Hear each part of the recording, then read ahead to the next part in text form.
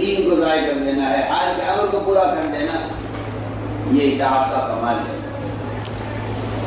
اللہ رب العزت حال کا امر لا کر یہ دیکھنا چاہتے ہیں کہ اس عبادت کرنے والے میں تواضع پیدا ہو رہی ہے اندر یا کبر پیدا ہو رہا ہے۔ اس لیے کہ جو مخلوق بھی اللہ کی عبادت کر رہی ہے، فرشتوں سے لے کر عام انسانوں تک،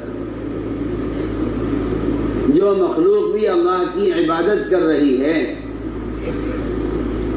اللہ تعالیٰ اس کا امتحان لیتے ہیں ہر شخص کا کہ اس کے اندر اس کی عبادت سے تواضع پیدا ہو رہی ہے، تکبر پیدا ہو رہا ہے۔ اس لیے کہ دو قسم کے ہیں عمل کرنے والے۔ ایک قسم وہ ہے عمل کرنے والی جن میں عبادت سے تواضع بڑھتی جاتی ہے، ایک قسم وہ ہے عمل کرنے والوں کی جن میں اپنے عمل پر فخر اور گھمنڈ پیدا ہو جاتا ہے۔ اس لیے کہ اللہ تعالیٰ کی عبادت ہے اطاعت کے لیے۔ جو حکم ہے اقیم الصلاۃ لذکری، آپ نماز قائم کریں میری یاد کو بڑھانے کے لیے۔ نماز قائم کریں میری یاد بڑھانے کے لیے۔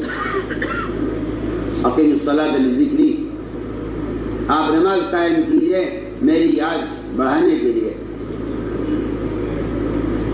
تو میرے محترم دوستوں، بزرگ عزیزوں، سب سے پہلے یہ بات سمجھنی چاہیے کہ جو حال کا امر آتا ہے اللہ کی طرف سے، وہ عبادت کرنے والے کے امتحان کے لیے آتا ہے۔ عبادت کرنے والے کی امتحان کے لیے آتا ہے۔ ہم حال کا امر لا کر دیکھیں گے، یہ اپنے معمول کی عبادت کرتے کرتے ہمارے اس حکم کو پورا کرتے یا نہیں کرتے۔ یہ بہت بنیادی بات آپ سے عرض کر رہا ہوں۔ اللہ تعالیٰ اچانک حکم لا کر دیکھتے ہیں کہ عبادت کرنے والا اس حال کے امر کو پورا کرتا ہے یا نہیں کرتا۔ اس لیے میں کہا کرتا ہوں کہ عمل پر مداومت یہ استقامت نہیں ہے۔ عمل پر مداومت استقامت نہیں ہے۔ آپ کے ایک عمل کی مداومت پر اور ایک عمل کو مسلسل کرتے کرتے اچانک اگر کوئی حکم اب تک کے معمول کے خلاف آ جائے تو آپ اس کو پورا کرتے ہیں یا نہیں کرتے۔ اگر آپ اسے پورا کر دیں تو آپ کو استقامت حاصل ہے، اور اگر آپ اس سے انکار کر دیں تو آپ کو استقامت حاصل نہیں ہے۔ میری بات بہت دھیان سے سننا، مجھے بہت کچھ عرض کرنا ہے۔ حال کا اللہ لاتے ہیں دیکھنے کے لیے کہ میرا بندہ ایک عمل کرتے کرتے اگر میں اچانک اس پر کوئی نیا حکم لے آؤں تو یہ اس حکم کو پورا کرتے یا نہیں کرتے۔ یہ اطاعت کا یہ امتحان ہوتا ہے، اور یہ امتحان ملائکہ کا بھی ہوا ہے، انبیاء کا بھی ہوا ہے، صحابہ کا بھی ہوا ہے، اور عام مسلمانوں کا بھی یہ امتحان ہوگا۔ اللہ نے سب سے پہلا امتحان فرشتوں کا لیا۔ پہلا امتحان اللہ نے فرشتوں کا لیا۔ ایک معمول ہے فرشتوں کا اللہ کی عبادت کا اور اللہ کو سجدہ کرنے کا۔ اللہ تعالیٰ نے اچانک حکم دیا ملائکہ کو کہ آدم کو سجدہ کریں۔ حکم دیا کہ آدم کو سجدہ کریں۔ سب نے سجدہ کیا سوائے ابلیس کے۔ سوائے ابلیس کے سب نے سجدہ کیا۔ میں آپ کو پہلی مثال دے رہا ہوں حال کے عمل کو پورا کرنے کی۔ یہ حال کا عمل تھا جو معمول کے خلاف آیا ہے۔ سب نے سجدہ کیا سوائے ابلیس کے۔ نے سجدہ کرنے سے جو انکار کیا ہے، اس انکار کی جو وجہ بنی ہے وہ اب تک کی عبادت سے اپنے اندر حیثیت بنی تھی. جی حیثیت کہ ہماری حیثیت یہ ہے کہ ہم آدم کو سجدہ نہیں کر سکتے اس لیے کہ ہم اس سے بہتر ہیں. انا خیر منہ، کہ میں ان سے بہتر ہوں، میں اپنے سے ادنا کی طرف نہیں جھکوں گا. حالانکہ یہ اللہ کا حکم تھا. اس حکم کا درجہ یہ تھا کہ یہ آدم کو اللہ کے امر کی وجہ سے اس طرح سجدہ کرتے جس طرح اللہ کے امر کی وجہ سے اللہ کو سجدہ کرنا اہم ہے. لیکن ابلیس نے سجدہ کرنے سے انکار کر دیا. تو میں نے عرض کیا کہ یہ حال کا امر ہے.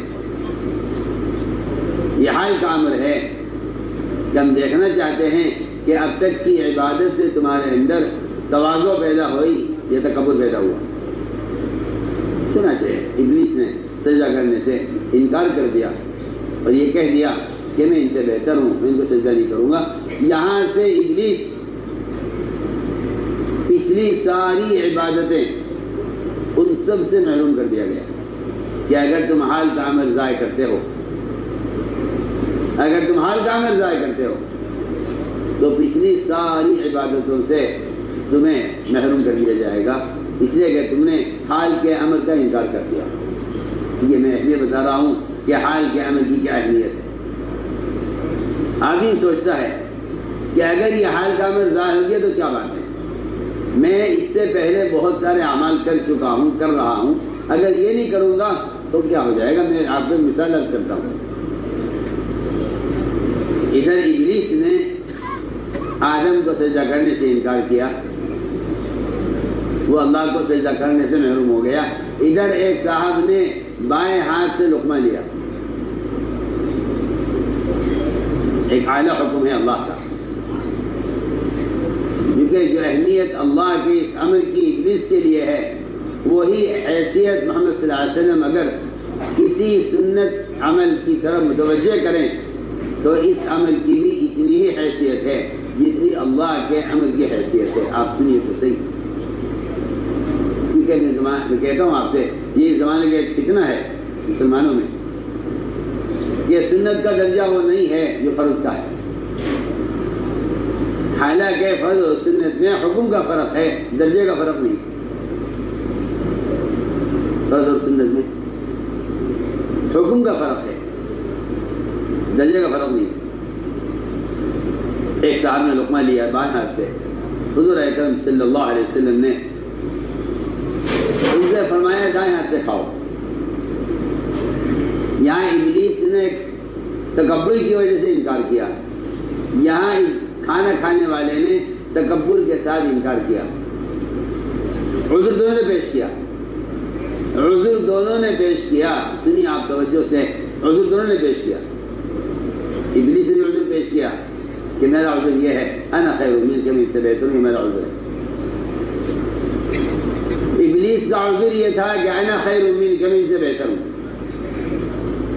ادھر بائیں ہاتھ سے لقمہ لینے والے نے عذر پیش کیا آپ صلی اللہ علیہ وسلم کو. عذر یہ پیش کیا کہ میرا دایاں ہاتھ رکتا نہیں ہے. یہ بھی اپنے عذر میں جھوٹا تھا، ابلیس بھی اپنے عذر میں جھوٹا تھا. اللہ کی شان آپ صلی اللہ علیہ وسلم نے اس کے دائیں ہاتھ سے لقمہ لینے سے انکار پر اس کو بددعا دی. فرمایا اللہ کرے تیرے دایاں ہاتھ کبھی نہ اٹھے. اس کا یہ ہاتھ مفلوج ہو گیا اور یہ ہاتھ اس کے منہ کی طرف کبھی اٹھا نہیں. میں تو آپ کو مثال دے رہا ہوں کہ حال کے امر کا ضائع کر دینا یہ آدمی کو بعض مرتبہ عمل سے محروم کر دیتا ہے. وہاں حال کے امر کو ضائع کیا ہے ابلیس نے، یہاں حال کے امر کو ضائع کیا ہے بائیں ہاتھ سے لقمہ لینے والے. ایک مثال ہے کہ اطاعت کیا ہے. اطاعت کیا ہے کہ اطاعت یہ ہے کہ آپ حال کے امر کو پورا کر دیں اپنی حیثیت کے خلاف، اپنے معمول کے خلاف، حالات کے خلاف. حال کے امر کو پورا کرنا حیثیت کے خلاف، معمول کے خلاف. حالات کے خلاف، اور بلکہ انسان کی طبیعت میں کچھ فطری تقاضے ہیں، ان فطری تقاضوں کے خلاف بھی اللہ کے امر کا پورا کرنا اطاعت۔ میں اس کی مثالیں عرض کروں گا۔ میں پہلی مثال دے رہا ہوں کہ حال کے امر کی کہ انکار کرنے کی پہلی مثال یہ ہے کہ ابلیس نے سجدہ کرنے سے انکار کر دیا۔ اللہ تعالیٰ نے اس کو ہمیشہ کے لیے اپنی عبادت سے اللہ نے اس کو محروم کر دیا، اور فرمایا کہ اصل چیز ہے حال کے امر کا پورا کرنا، اصل چیز ہے حال کے امر کا پورا کرنا۔ یہ اللہ تعالیٰ کے اس وقت کیا حکم بھیج رہا ہے، اس حال کے امر کو پورا کر دینا اپنی حیثیت کے خلاف۔ دوسری مثال، جس طرح امتحان فرشتوں کا ہوا ہے، ایسے ہی اللہ رب العزت انبیاء کا بھی امتحان لیتے ہیں حال کے امر کے پورا کرنے میں۔ ایسے اللہ رب العزت انبیاء کا بھی امتحان لیتے ہیں حال کے امر کے پورا کرنے میں، اور وہ جو حکم آتا ہے اللہ کی طرف سے، وہ حکم انسان کے فطری تقاضوں کے خلاف آتا ہے۔ اللہ نے حکم دیا ابراہیم علیہ السلام کو بیٹے کو ذبح کر، یہ حال کا امر ہے، وجہ کوئی نہیں۔ اگر آپ وجہ معلوم کرتے ہیں تو وجہ کا معلوم کرنا بھی اطاعت کے خلاف ہے، وجہ معلوم کرنا بھی اطاعت کے خلاف ہے، وجہ معلوم کرنا بھی اطاعت کے خلاف ہے۔ کیا وجہ معلوم کریں، یہ کیا وجہ ہوئی، آپ یہ حکم کیوں دے رہے ہیں، آپ یہ حکم کیوں دے رہے ہیں، اس کی کیا وجہ ہے، بچے سے کیا خطا ہوئی ہے، اللہ سے، انبیاء کا یا نبی سے، کسی امتی کا، اس کے کسی حکم کی وجہ معلوم کرنا، یہ اطاعت کے خلاف ہے۔ تسلیم اور رضا کسے کہتے ہیں؟ میں عرض کرتا ہوں کہ انسان کی سوچ، اس کے معمول، اس کی عادت، اس کی چاہت، انسان کے اندر کے فطری تقاضے، ان سب کے خلاف حکم آئے گا، تب تو پتہ چلے گا کہ آپ اطاعت کرنے والے کیسے ہیں۔ اگر انسان کی چاہت کے مطابق حکم آئے تو پھر اطاعت کا کوئی امتحان نہیں۔ ہم عرض کرتے ہیں حکم آیا ابراہیم بیٹے کو ذبح کرو، انہوں نے حال کے امر کو برا کیا، حال کے امر کو پورا کیا۔ آپ ذرا غور کیجئے کہ ابراہیم علیہ السلام کا امتحان بیٹے کو ذبح کرنے کا، اور ایک عام مسلمان کا امتحان باپ کو ذبح کرنے کا۔ سنیے تو صحیح میری بات،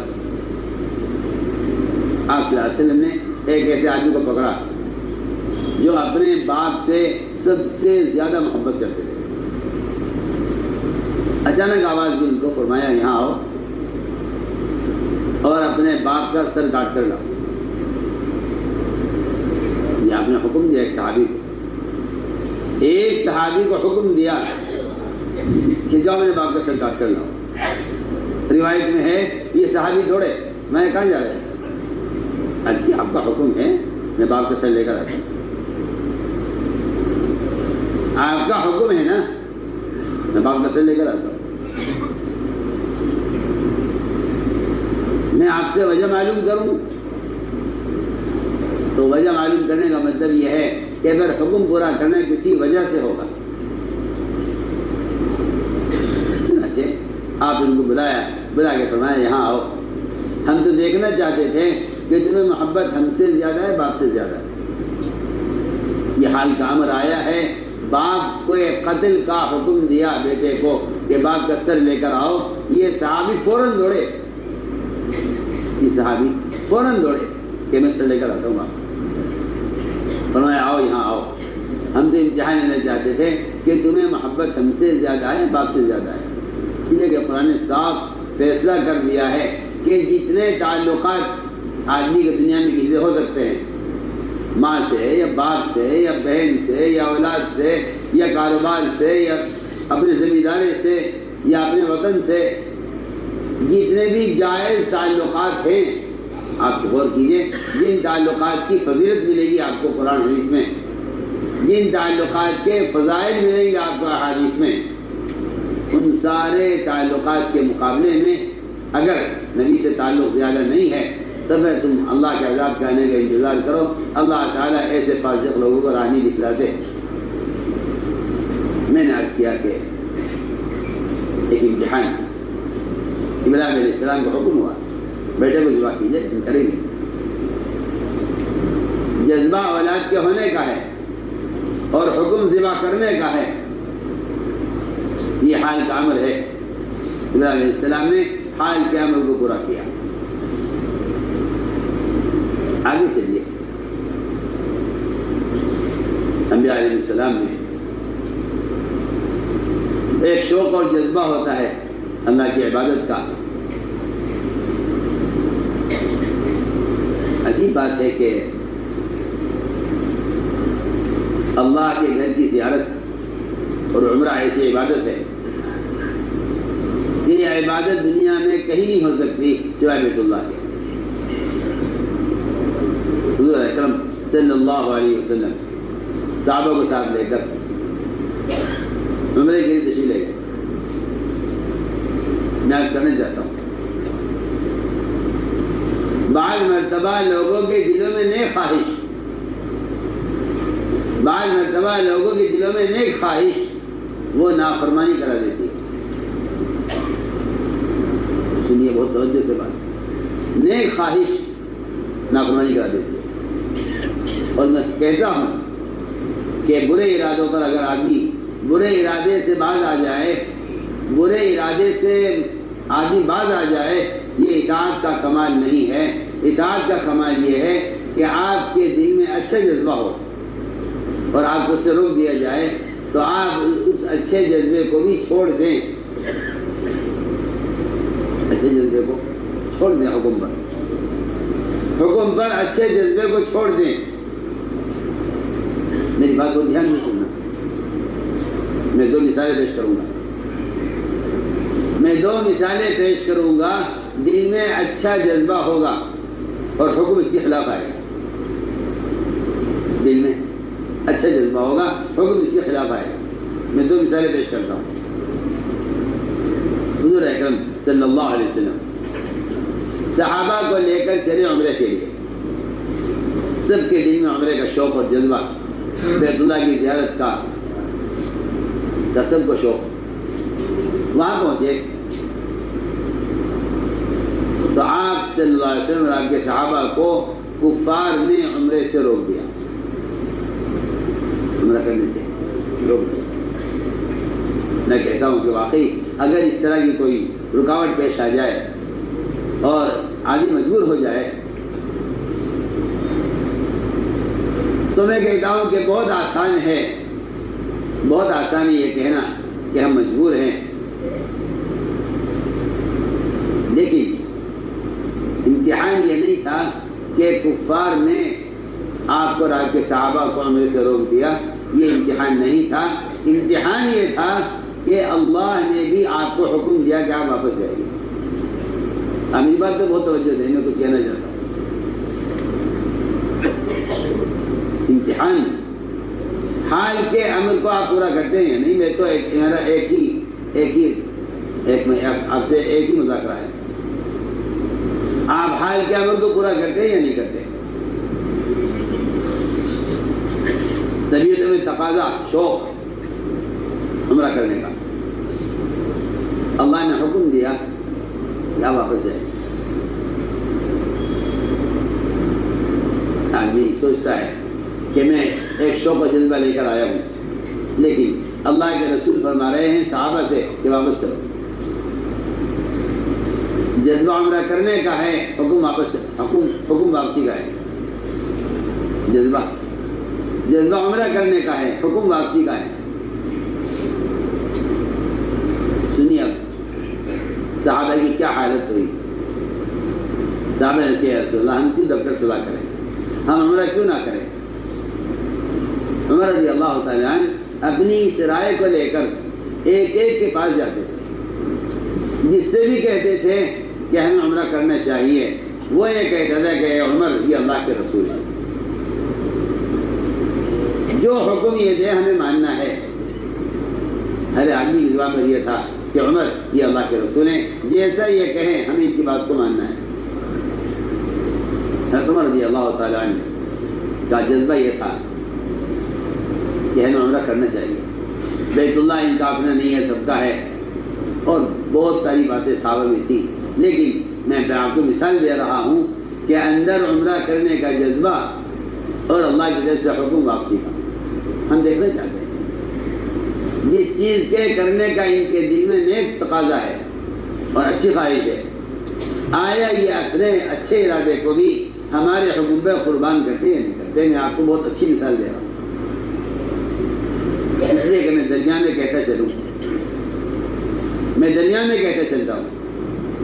بعض لوگ اچھے ارادے رکھتے ہوئے افتراق پیدا کر لیتے ہیں، ہماری بات پہ انتہا توجہ چاہتے ہیں۔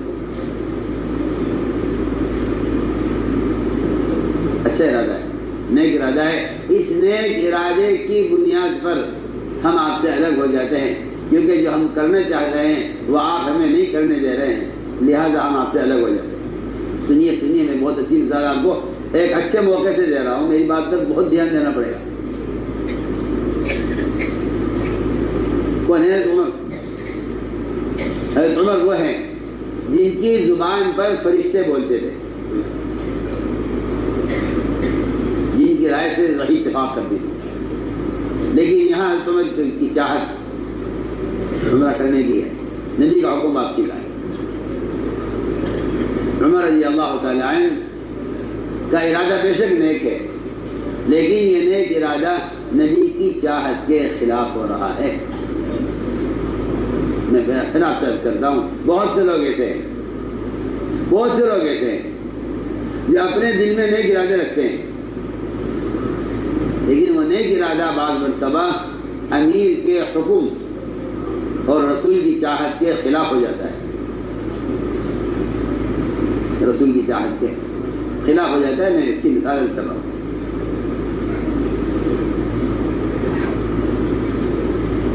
تو فرمایا کہ اگر تم نے اپنے نیک ارادے کو پورا کر لیا نبی کی چاہت کے خلاف، تو قرآن یہ کہتا ہے کہ رب کی قسم ایسے لوگ ایمان والے نہیں ہو سکتے،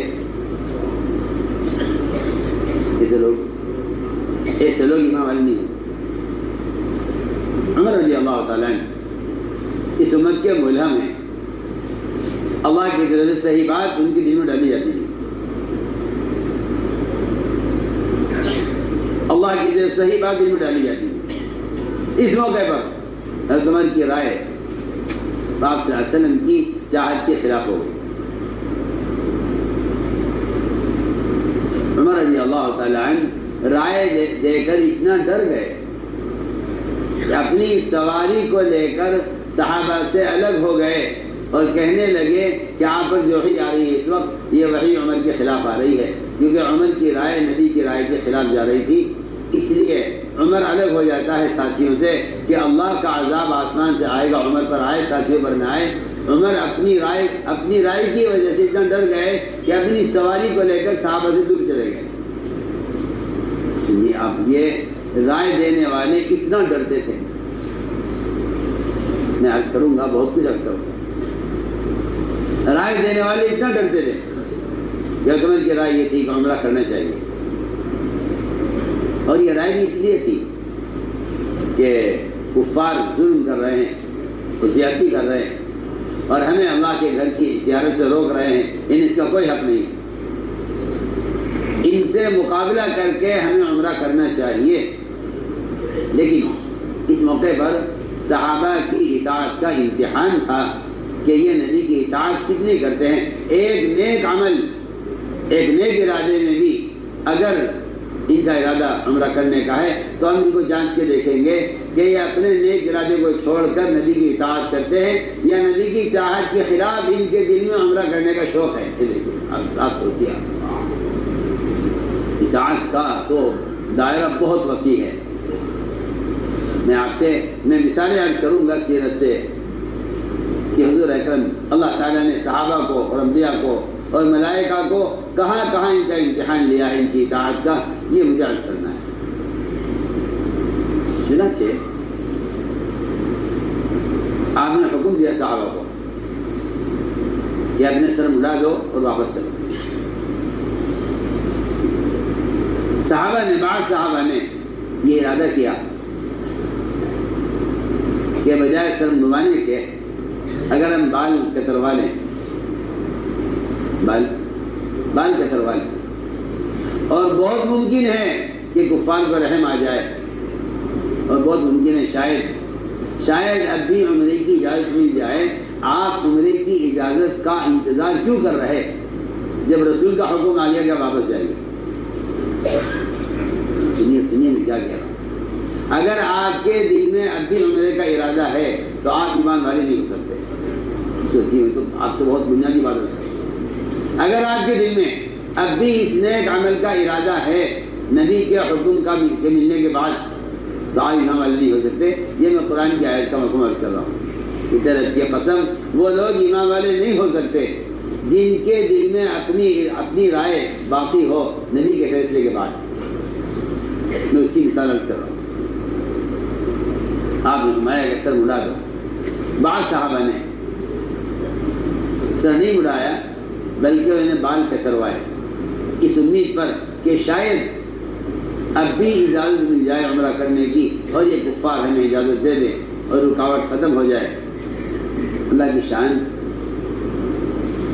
حضور اکرم صلی اللہ علیہ وسلم نے سر مڈانے والوں کے لیے ان کی طلب کے بغیر 3 مرتبہ ان کے لیے دعائیں مغفرت کی.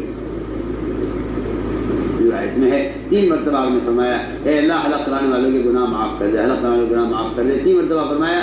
ان کے لیے دعا ہو رہی تھی مغفرت کی.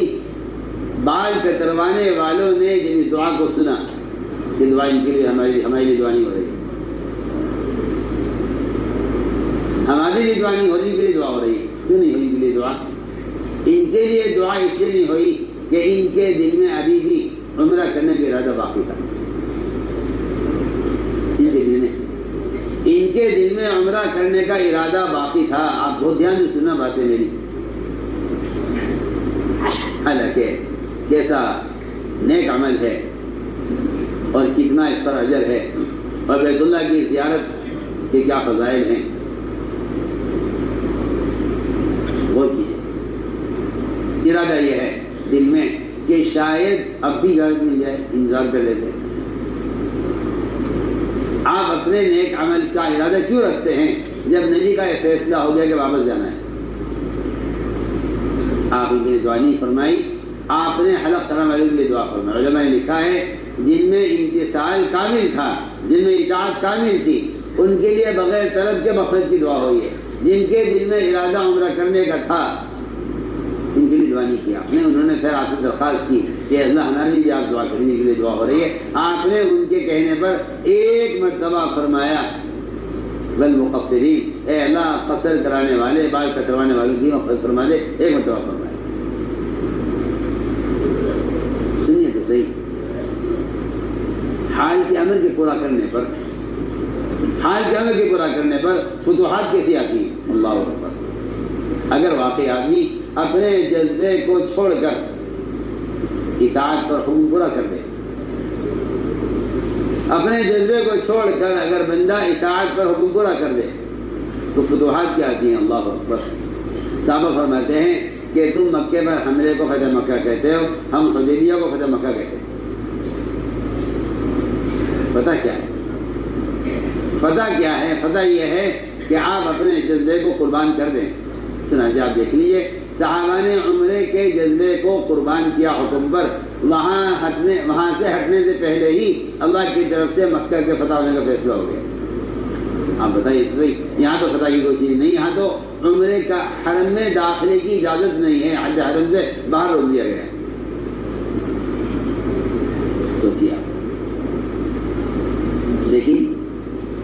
یہاں سے بھی ہٹے نہیں تھے. سورہ فتح نازل ہوئی، فرمایا بلاؤ عمر کو. عمر کہاں ہے؟ عمر کو بہت تقاضا تھا عمرہ کرنے کا، بلاؤ عمر کو. عمر کہاں ہے؟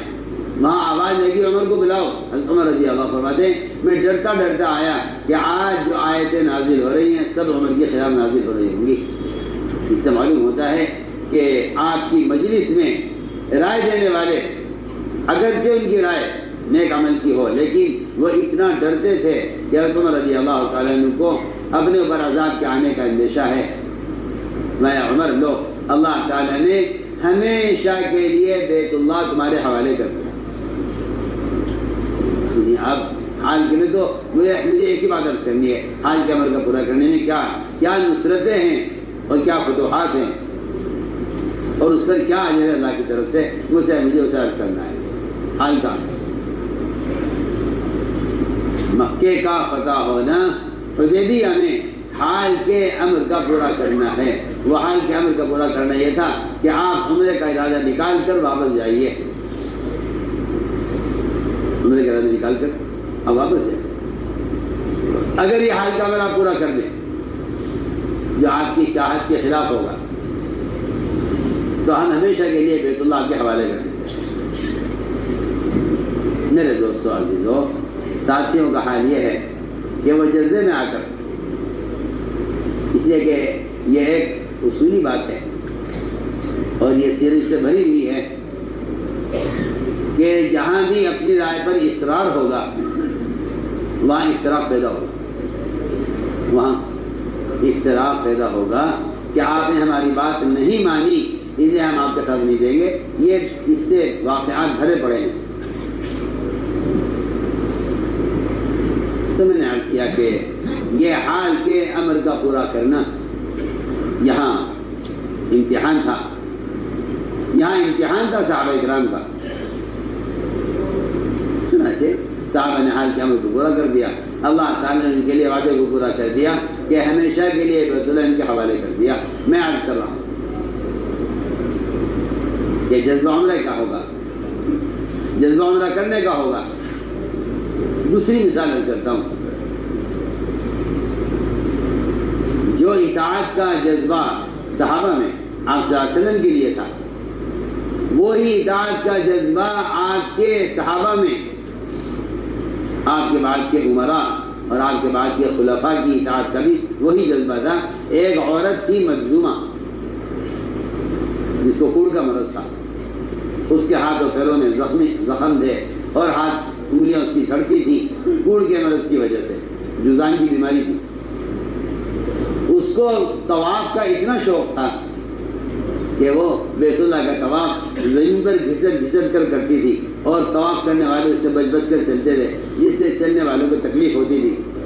حضرت عمر نے دیکھا کہ اس کے طواف کرنے سے لوگوں کو تکلیف ہو رہی ہے. حضرت عمر نے فرمایا اس عورت سے کہ تو طواف کرنا چھوڑ دے اور اپنے گھر بیٹھ جا. اس نے کہا ٹھیک ہے، امیر کا حکم ہے. حضرت عمر کے حکم پر اس عورت نے طواف کرنا چھوڑ دیا. امیر کا حکم ہے. یہ نہیں کہ عمر آپ کون ہوتے ہیں روکنے والے. آپ حکم دیجئے، ہم اور باتیں مانیں گے آپ کی، لیکن آپ مجھے طواف سے روکیں. یہ تو میرا اللہ کا معاملہ ہے. آپ مجھے طواف کرنے سے روکیں، یہ تو میرا اللہ کا معاملہ ہے. آپ مجھے طواف سے کیوں روک رہے ہیں؟ اس عورت نے عمر کے حکم پر طواف کرنے چھوڑ دیا. میں اس عورت سے لوگوں کا اذیت نہ دے، تیرے طواف سے لوگوں کو تکلیف ہو رہی ہے، تو طواف چھوڑ دے کر بیٹھے. کچھ سوچے کہ اس کے لیے اس طواف کرنے سے زیادہ اجر طواف کے چھوڑنے میں ہے.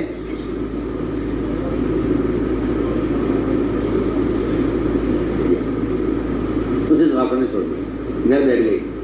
حضرت کی شہادت ہو گئی، حضرت شہید کر دیے گئے. تو اس عورت سے کہا گیا کہ جس نے تجھے طواف سے روکا تھا اب وہ دنیا سے چلے گئے ہیں، جا جا طواف کر، جو کوئی روکنے والا نہیں ہے. اس عورت نے جواب دیا یہ نہیں ہو سکتا کہ میں امیر کی اطاعت کروں اس کی حیات میں اور نافرمانی کروں اس کے مرنے کے بعد. جس وجہ سے امیر نے مجھے طواف سے روکا تھا وہ وجہ ابھی باقی ہے، لہٰذا میں طواف نہیں کروں گا. میں طواف نہیں کروں گی. امیر کا حکم ہے، میں طواف نہیں کروں گا. یہ میں بتانا چاہتا ہوں کہ یہ تھا اندر کا جذبہ. تو میرے دوستوں عزیزو، یہ مثالیں ہیں کہ ہم اچانک حکم لائیں گے تمہاری اطاعت کے امتحان لینے کے لیے. تو میں نے عرض کیا کہ کبھی حکم آئے گا ایک نیک ارادے اور نیک جذبے کے خلاف، جیسا میں نے عرض کیا کہ صحابہ عمرے کا شوق اور جذبہ لے کر آئے، یہاں اللہ نے حکم دیا کہ واپس جاؤ. تمہیں نہیں معلوم کہ تمہارے اس جذبے کے قربان کرنے پر ہم تمہیں کیا دینے والے ہیں. تم ادنا میں ہماری اطاعت کر لو، ہم تم سے اعلیٰ کا وعدہ کرتے ہیں. کتنی آسان بات ہے. تم ادنا میں ہماری اطاعت کر لو، ہم تمہیں اعلیٰ اس کے بدلے میں دینے والے ہیں. آگے چلیے. یہاں تو جذبہ ایک نیک جذبہ ہے. میرے دوستوں عزیزو، اللہ تعالیٰ کئی حکم لے آتے ہیں، کئی حکم لے آتے ہیں اللہ تعالیٰ معمول کے خلاف. ایک معمول چل رہا ہے. میں نے شروع میں عرض کر دیا تھا کہ معمولات کا پورا کرنا اطاعت کا کمال نہیں ہے. معمول کا پورا کرنا اطاعت کا کمال نہیں ہے. معمول سے ہٹ کر کوئی چیز آ جائے، معمول سے ہٹ کر کوئی چیز آ جائے، اس پر حکم پورا کر دینا اطاعت کا کمال ہے. میں عرض کرتا ہوں صحابہ کرام آپ صلی اللہ علیہ وسلم کے ساتھ نماز پڑھتے تھے بیت المقدس کی طرف. معمول ہے. ہجرت سے پہلے بھی، ہجرت کے بعد بھی 17 مہینے تک نماز بیت المقدس کی طرف ہوئی. آپ ظہر کی نماز صحابہ کو پڑھا رہے تھے اور آپ گئے ہوئے تھے انصار کے محلے میں کسی کی عیادت کے لیے. وہاں ظہر کا وقت ہو گیا، آپ نے ظہر کی نماز پڑھائی. نماز ہو رہی تھی ظہر کی، 4 رکعات پڑھانی تھی آپ کو. 2 رکعات ہو چکی تھی، 2 رکعات باقی تھی. اس درمیان میں حکم نازل ہو گیا اچانک کہ آپ رخ پھیر لیجیے بیت المقدس سے بیت اللہ کی طرف. حال کا امر، یہ امر آیا نماز کے دوران. یہ نہیں ہے کہ ایک حکم سے فارغ ہو جائیں کہ دوسرا حکم آئیے. یہ آپ کو بہت اچھی مثال دے رہا ہوں. ایک عمل ہو رہا ہے، اس عمل کے دوران اگلا حکم آ گیا جس کو ابھی پورا کرنا ہے. حال کا امر آپ پورا کرتے ہیں یا نہیں؟ آپ کے صحابہ آپ کے ساتھ ساتھ حال کے امر کو پورا کرتے ہیں یا نہیں؟ میں آپ کو مثال دے رہا ہوں. ظہر کی نماز ہو رہی تھی، 2 رکعت ہو چکی تھی. ایک مدت سے ابتدا سے لے کے ابھی تک بیت المقدس قبلہ تھا، اس سے نماز ہوا کرتی تھی. اچانک حکم آ گیا کہ آپ رخ پھیر لیجیے بیت اللہ کی طرف. یہ نماز میں حکم آیا. آپ نماز پڑھتے پڑھتے گھوم گئے فوراً. سنیے، آپ کسی کی مجال ہے، کسی کی مجال ہے کوئی یہ کہہ دے کہ ہاں ٹھیک ہے نماز پوری کر لیتے ہیں، اثر سے ادھر پڑھ لیں گے. سنیے نا، حکم کا ٹالنا نافرمانی ہے. حکم کو ٹالنا، حکم کو ٹالنا نافرمانی ہے، اطاعت نہیں ہے. آپ فوراً گھوم گئے. آپ اللہ نے ایسے کیوں کیا؟ اللہ نے ایسا کیوں کیا؟ کیا وجہ ہے کہ نماز کے دوران حکم آیا ہے قبلے کو بدلنے کا؟ ہم یہ دیکھنا چاہتے ہیں کہ کون اس وقت نبی کے ساتھ گھوم جائے تو ہم ماننے کی اطاعت کرنے والا ہے، اور جو اس وقت نبی کے ساتھ قبلے کو نہیں بدلے گا وہ اپنی ہڈیوں کے بل پلٹ جانے والے ہیں، وہ نبی کی اطاعت کرنے والے نہیں ہیں. ہم نے اطاعت کرنے والوں کو، نافرمانوں کو چھانٹنے کے لیے قبلے کو بدلا ہے. یہ میں تو قرآن کی آیت کا میں مفہوم کر رہا ہوں. بالکل اسی طرح ہے. وما جعلنا القبلة التي كنت عليها إلا لنعلم من يتبع الرسول ثم ينقلب على عقبيه. ہم نے چھٹائی کے لیے، چھٹائی کرنے کے لیے کون اطاعت کرنے والے ہیں کون نافرمان ہیں، اس چھٹائی کے لیے ہم نے اچانک آپ پر یہ حکم نازل کیا ہے کہ آپ رخ پھیر لیجیے بیت المقدس سے بیت اللہ کی طرف۔ عجیب بات قرآن نے کہی ہے کہ یہ قبلہ تو بدل گیا، قبلہ تو بدل گیا بیت المقدس سے بیت اللہ کی طرف، لیکن عن قریب دیکھیں گے آپ، سیقول عن قریب آپ دیکھیں گے کہ کچھ بے احمق اور بے وقوف قسم کے لوگ ہیں جو اس قبلے کے بدلنے پر تبصرے کریں گے، قبلہ بدلنے پر تبصرے کریں گے۔ یہود یہ کہیں گے انہوں نے ہمارا قبلہ کیوں چھوڑ دیا بیت المقدس، وہ کہیں یہ قبلہ ہمارا ہے، یہ قبلہ کیوں چھوڑ دیا۔ کفار یہ کہیں گے جب ہمارے بتوں کو نہیں مانتے تو ہمارے قبلے کی طرف کیوں آئے۔ تیسرے صفحہ میں تیسری قسم جو لکھی ہے علماء نے، وہ فرمایا کہ وہ منافقین ہیں جو قبلے کے بدلنے پر اعتراض کریں گے کہ جب ایک رخ پر نماز ہو رہی تھی تو ہوتی رہتی، اس کو بدلنے کی کیا ضرورت تھی۔ آپ سنیے، میں تو بہت کام کی بات آپ سے عرض کر رہا ہوں۔ معترض منافق کو کہتے ہیں، معترض منافق ہوتا ہے، اشکال کرنے والا طالب علم ہوتا ہے، اشکال کرنے والا طالب علم، اعتراض کرنے والا منافق ہوتا ہے۔ وہاں یہ ایسا کا محفوظ ہے کہ تین قسم کے لوگ ہیں، تین قسم کے لوگ ہیں، ایک طالب،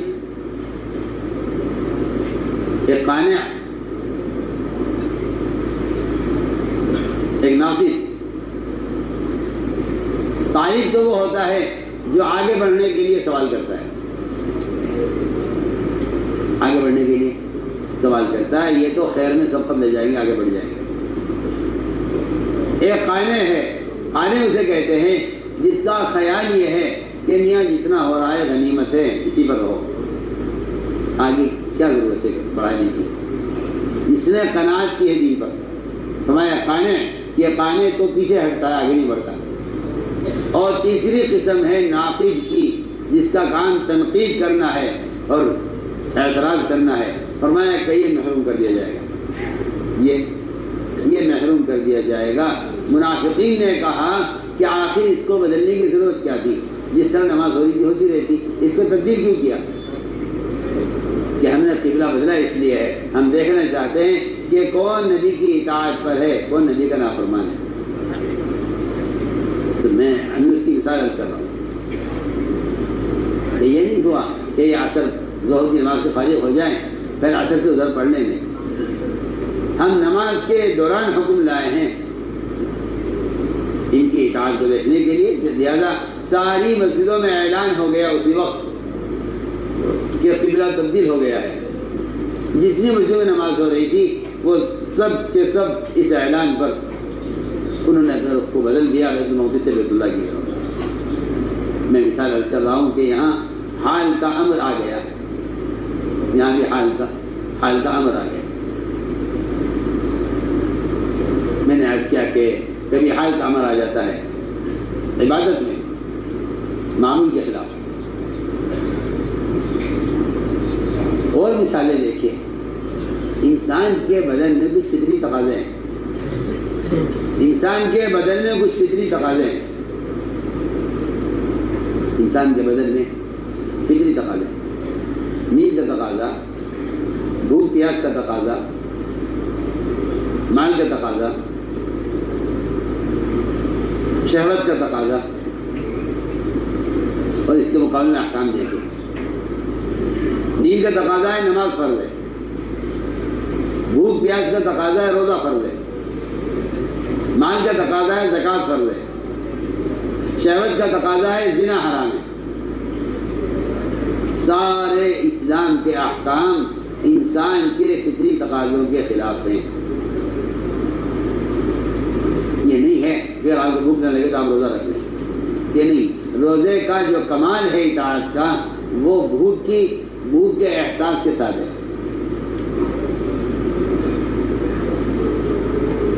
تو میں نے عرض کیا کہ اللہ تعالیٰ حال کا امر لاتے ہیں اطاعت کے امتحان لینے کے لیے۔ چنانچہ واقعہ، مشہور واقعہ ہے سیرت میں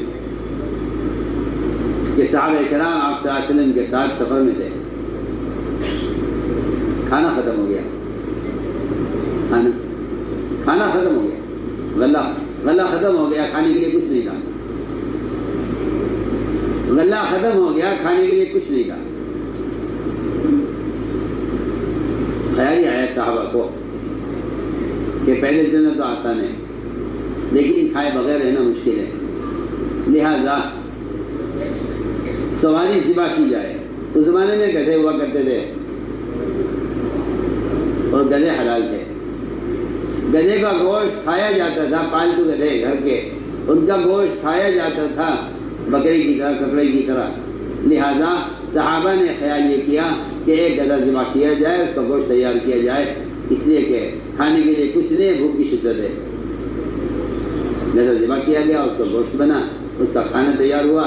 روایت میں جب کھانا تیار ہو گیا اور گوشت گلنے لگا بالکل، اب ظاہر بات ہے کہ حلال گوشت سفر میں کھانے والوں کے لیے تیار کیا جا رہا ہے۔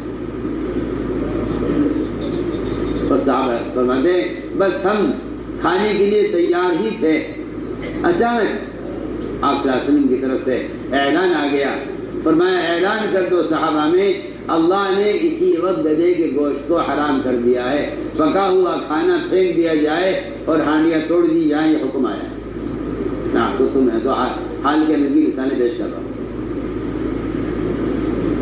میں حال کے امر کی مثالیں پیش کر رہا ہوں آپ کو، حال کا امر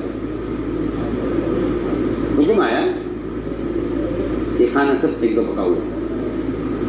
اللہ نے اسی وقت یہ نہیں فرمایا، آپ نے اللہ درخواست نہیں کی کہ میرے صحابہ ہیں ابھی سفر میں ہیں اور کچھ کھانے کے لیے ہے نہیں، آپ ابھی اس کو رہنے دیجیے، نعوذ باللہ جب ہم مدینے پہنچ جائیں گے تو مدینے پہنچ کر ہمیں کھانے کے لیے کچھ اور مل جائے گا تو ہم اس کو چھوڑ دیں گے۔ اگر ہم اس کو مؤخر کر دیں اور اگر ہم آپ کو اس کا متبادل کھانے کے لیے دے دیں تو پھر اطاعت کا کوئی کمال نہیں ہے نا۔ اطاعت کا کمال تو یہ ہے کہ جو کھانے کے لیے کچھ اور ہے نہیں، جو ہے حلال تھا اس کو ہم نے ابھی حرام کر دیا ہے، ہم دیکھنا چاہتے ہیں اطاعت کرتے ہیں نہیں کرتے، آپ سوچیے، کوئی معمولی بات تھوڑی ہے، معمولی بات تو نہیں ہے نا۔ ہم تو آپ کو اطاعت میں آزما کر دیکھیں گے کہ آپ حکم کو پورا کر کے ٹال دیتے ہیں۔ حکم یہ تھا کہ پکا ہوا کھانا پھینک دیا جائے اور ہانڈیاں توڑ دی جائے۔ صحابہ نے عمل کیا، صحابہ نے عمل کیا، اس لیے کہ حال کا عمل ہے۔ میرے دوستو عزیزو، یہ ہے ایک انسان کی طبیعت میں فطری تقاضا بھوک کا، اور حلال گوشت موجود ہے۔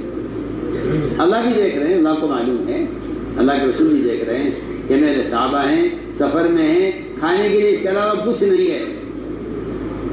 اگر ہم آپ کو کھانے کے لیے کوئی اور چیز دے دیں پہلے، پھر اس کو حرام کر دیں، کتنے لوگ ایسے ہیں دنیا میں یہ حرام کاروبار کرتے رہتے ہیں اور کہتے رہتے ہیں ہمیں کوئی متبادل کبھی ملے گا تو ہم حرام کو چھوڑ دیں گے۔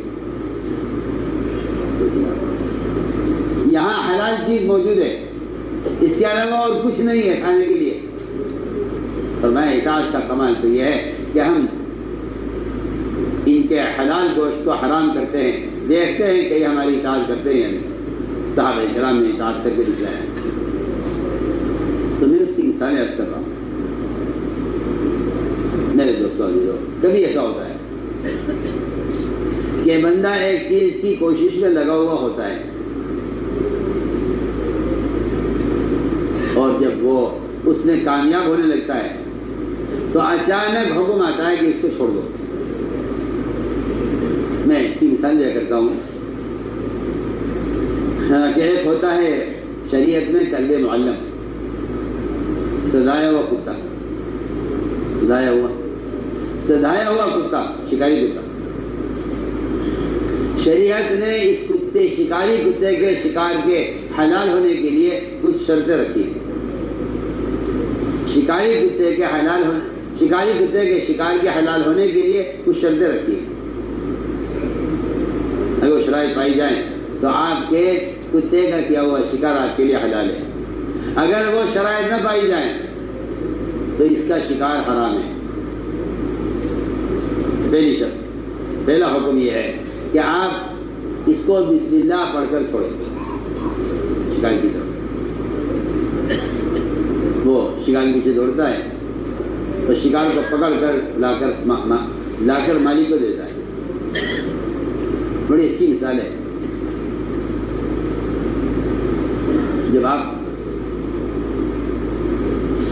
جب وہ شکاری کتے کو آپ چھوڑتے ہیں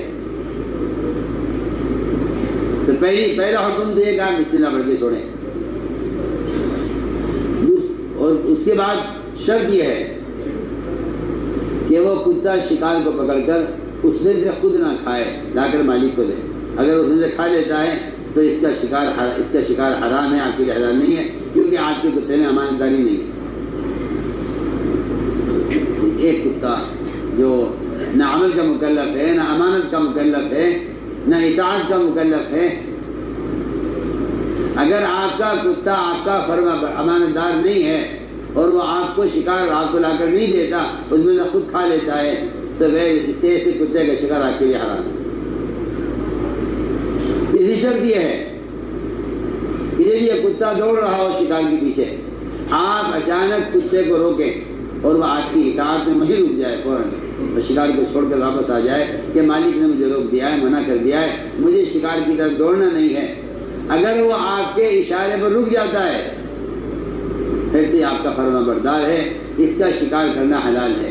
اور اگر یہ آپ کی آواز پر نہیں رکتا اور آپ کی بات نہیں مانتا اور اپنی کوشش میں شکار کے پیچھے دوڑتا رہتا ہے یہاں تک کہ آپ کے روکنے سے رکتا نہیں، تو ایسے کتے کا شکار آپ کے لیے حلال نہیں. آپ غور کیجئے، جب ایک کتے کے لیے اطاعت کا اور اس کے شکار کے حلال ہونے کے لیے یہ اہمیت ہے، تو پھر جس انسان کو اللہ نے اپنی اطاعت کے لیے پیدا کیا، عبادت کے لیے، بتائیے اس کے ذمے اطاعت کا اور اس کے ذمے بات کے ماننے کا حکم کیا ہوگا. میں مثالیں عرض کرتا ہوں. میں شروع سے کہہ رہا ہوں کہ ساری شریعت کا مدار اور سارے اطاعت کا کمال حال کے امر کا برا کرنا ہے. حال کے امر کا برا کرنا ہے. میں اگلی مثال عرض کرتا ہوں. جس طرح عبادات میں، سنتوں میں، ضروریات میں، ان سب میں حال کے امر کا پورا کرنا فرض ہے، میں کہتا ہوں کہ اس دعوت اللہ کے فریضے میں بھی حال کے امر کا پورا کرنا اصل ہے.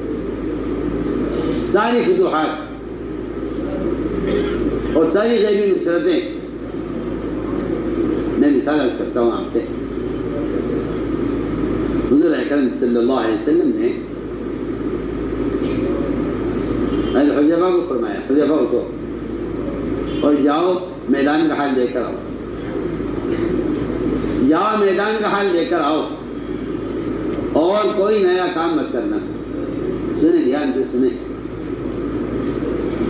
آدمی سوچتا ہے کہ بھائی اس صورتحال تو ہم دیکھ رہے ہیں میدان کی، وہ بیچارے ذمہ دار تو وہاں بیٹھے ہونے کیا معلوم کہ میدان میں کیا ہو رہا ہے. میدان کی صورتحال تو ہم دیکھ رہے ہیں.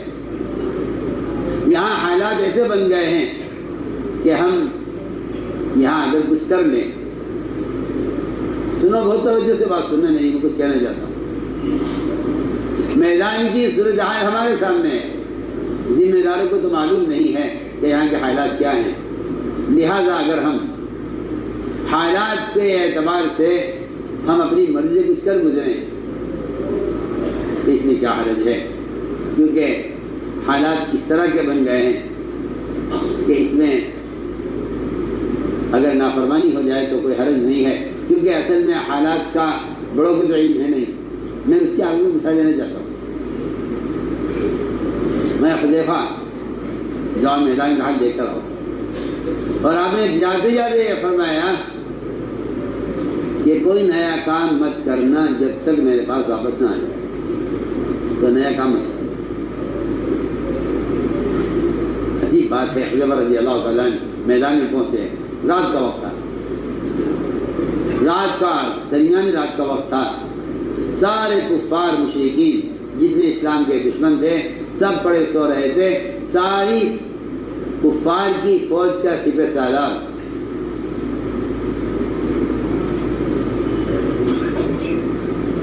فوج کا سپہ سالار وہ آگ پر ہاتھ تھاپ رہے تھے،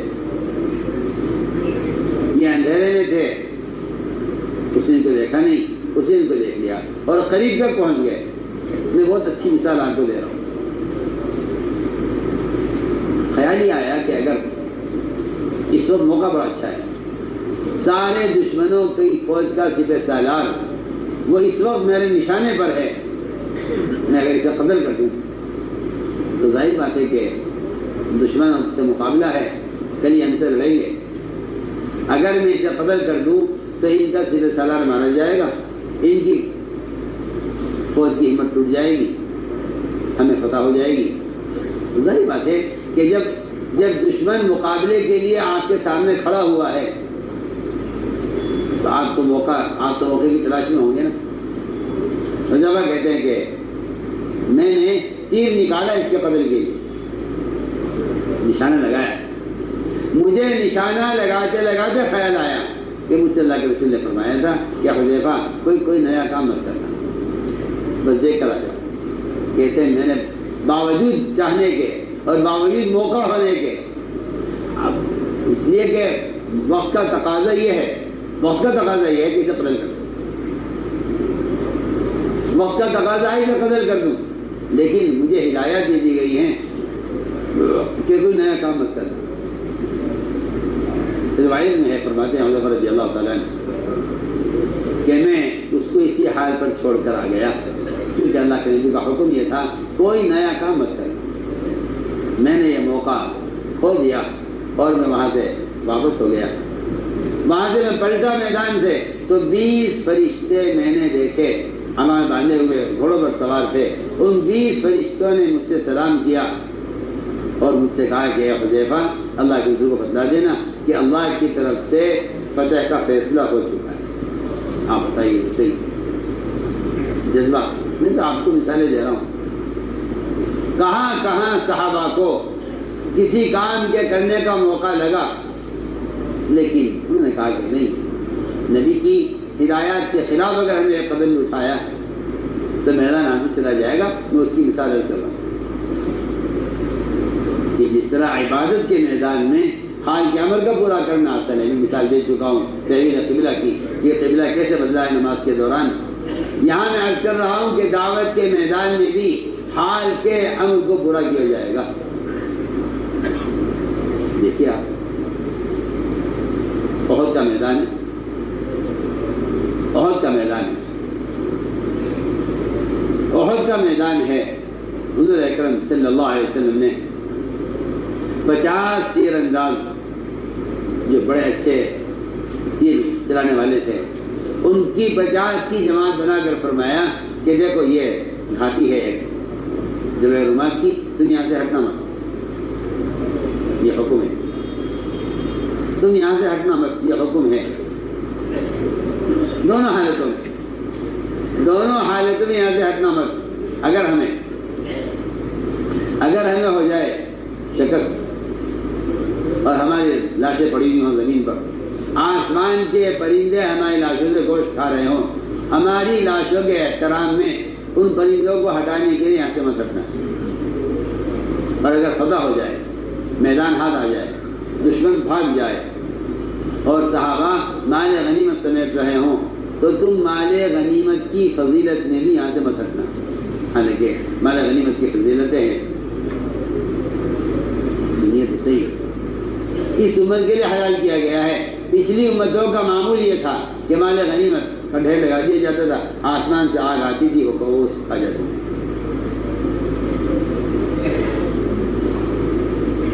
مال غنیمت کسی کے لیے نہیں تھا۔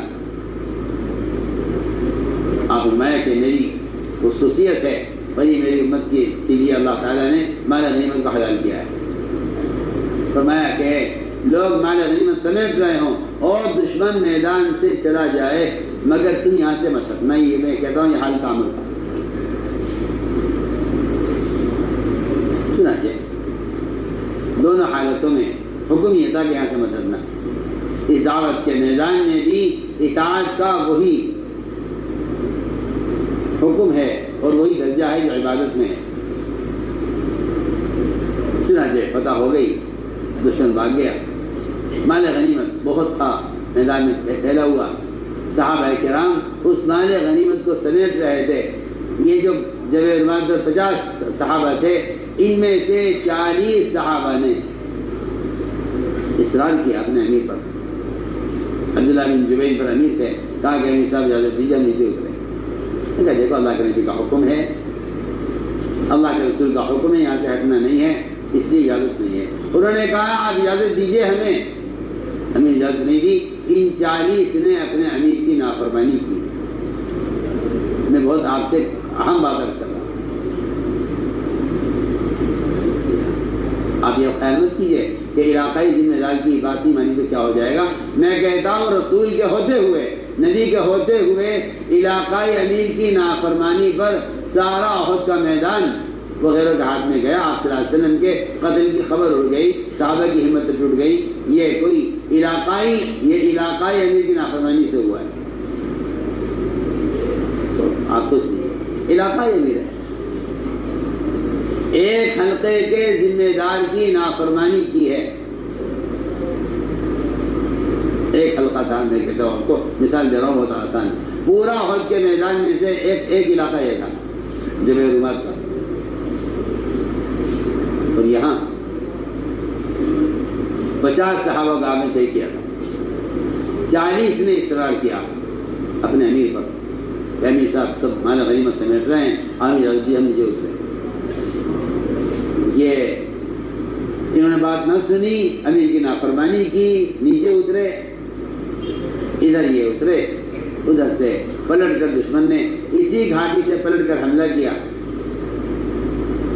اور 10 صحابہ جو اوپر رہ گئے تھے اپنے امیر کے ساتھ، انہیں سب کو قتل کیا اور پھر میدان میں پھیل گئے، ایسے پھیل گئے میدان میں کہ صحابہ کو احساس بھی نہیں تھا کہ دشمن ہمارے سر پر آ گیا۔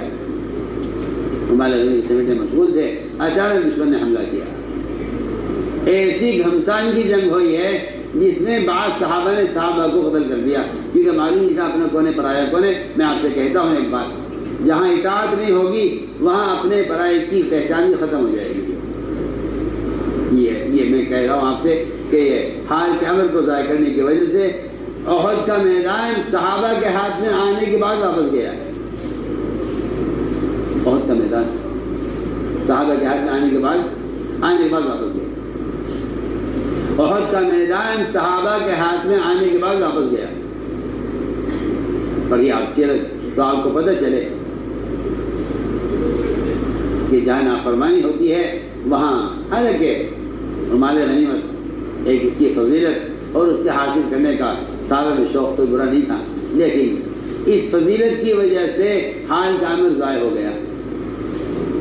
اس لیے حال کے عمل کا پورا کرنا سارے عوامل پر سے افضل ہے۔ حال کا عمل اصل ہے، حال کا عمل اصل ہے۔ میں آپ سے بتانا، میں نے 2 مثالیں پیش کی ہیں۔ ادھر تو فتح کی خبر آ گئی ہے حذیفہ کی اطاعت کرنے پر، اور ادھر آئی ہوئی فتح واپس چلی گئی ہے چند صحابہ کے اپنے علاقائی امیر کی نافرمانی کرنے پر۔ میں آپ کو مثال پیش کر رہا ہوں جو انہوں نے حال کا عمل ضائع کر دیا۔ میرے دوستوں جو اس اطاعت کے امتحان میں جو کامیاب ہو جاتے ہیں، ایسے لوگوں کو اللہ چھانٹ چھانٹ کر ایک جماعت بنا دیتے ہیں، اور جماعت اسے کہتے ہیں، جماعت اس کو کہتے ہیں جو ایک بات پر ایک فکر پر مجتمع ہوتے ہیں۔ ایک بات پر ایک فکر پر مجتمع ہوتے ہیں۔ میری بات آپ توجہ سننا، جماعت اس کو نہیں کہتے ایک ساتھ کھانا کھا رہے ہیں، ایک ساتھ پانی پی رہے ہیں، ایک ساتھ نماز پڑھ رہے ہیں، ایک ساتھ بیٹھے ہوئے ہیں، نہیں۔ میں تو کچھ کہنا چاہتا ہوں آپ سے، جماعت کیا ہے؟ جماعت کسے کہتے ہیں؟ جماعت اسے کہتے ہیں جو ایک بات پر ایک فکر پر جمع ہو، ایک بات پر ایک فکر پر جمع۔ حضور اکرم صلی اللہ علیہ وسلم نے ایک ایسا عملہ تیار کیا تھا کہ ان کی اطاعت اور ان کی ایک فکر اور ایک بات کی وجہ سے کفر کو کہیں سے داخل ہونے کا راستہ نہیں ملتا تھا۔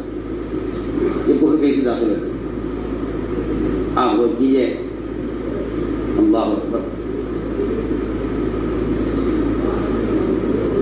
قریش نے عہد توڑا، بدعہدی کی، پھر ڈرے کہ ہم نے عہد توڑ دیا ہے، اب تو کبھی بھی محمد صلی اللہ علیہ وسلم ہم پر حملہ کر سکتے ہیں، ہم نے عہد توڑا ہے۔ چنانچہ واقعہ ہے، میری بات کو دھیان سے سننا ہے، اللہ تعالیٰ نے صحابہ کی اطاعت کا امتحان اس طرح بھی لیا ہے کہ اگر کسی کے باپ کا، کسی کے بیٹے کا، کسی کی بیوی کا، کسی کے سگے بھائی کا کوئی مسئلہ پیش آ جائے تو کیا یہ اللہ کے رسول صلی اللہ علیہ وسلم کے سامنے اپنے کسی رشتہ دار کی سفارش پیش کرتے ہیں، یا یہ اپنے سگے اور قریب والوں کے خلاف ہو کر نبی کا ساتھ دیتے ہیں؟ ہم اس کا بھی امتحان لیں گے اور اس کی مثالیں پیش کریں گے۔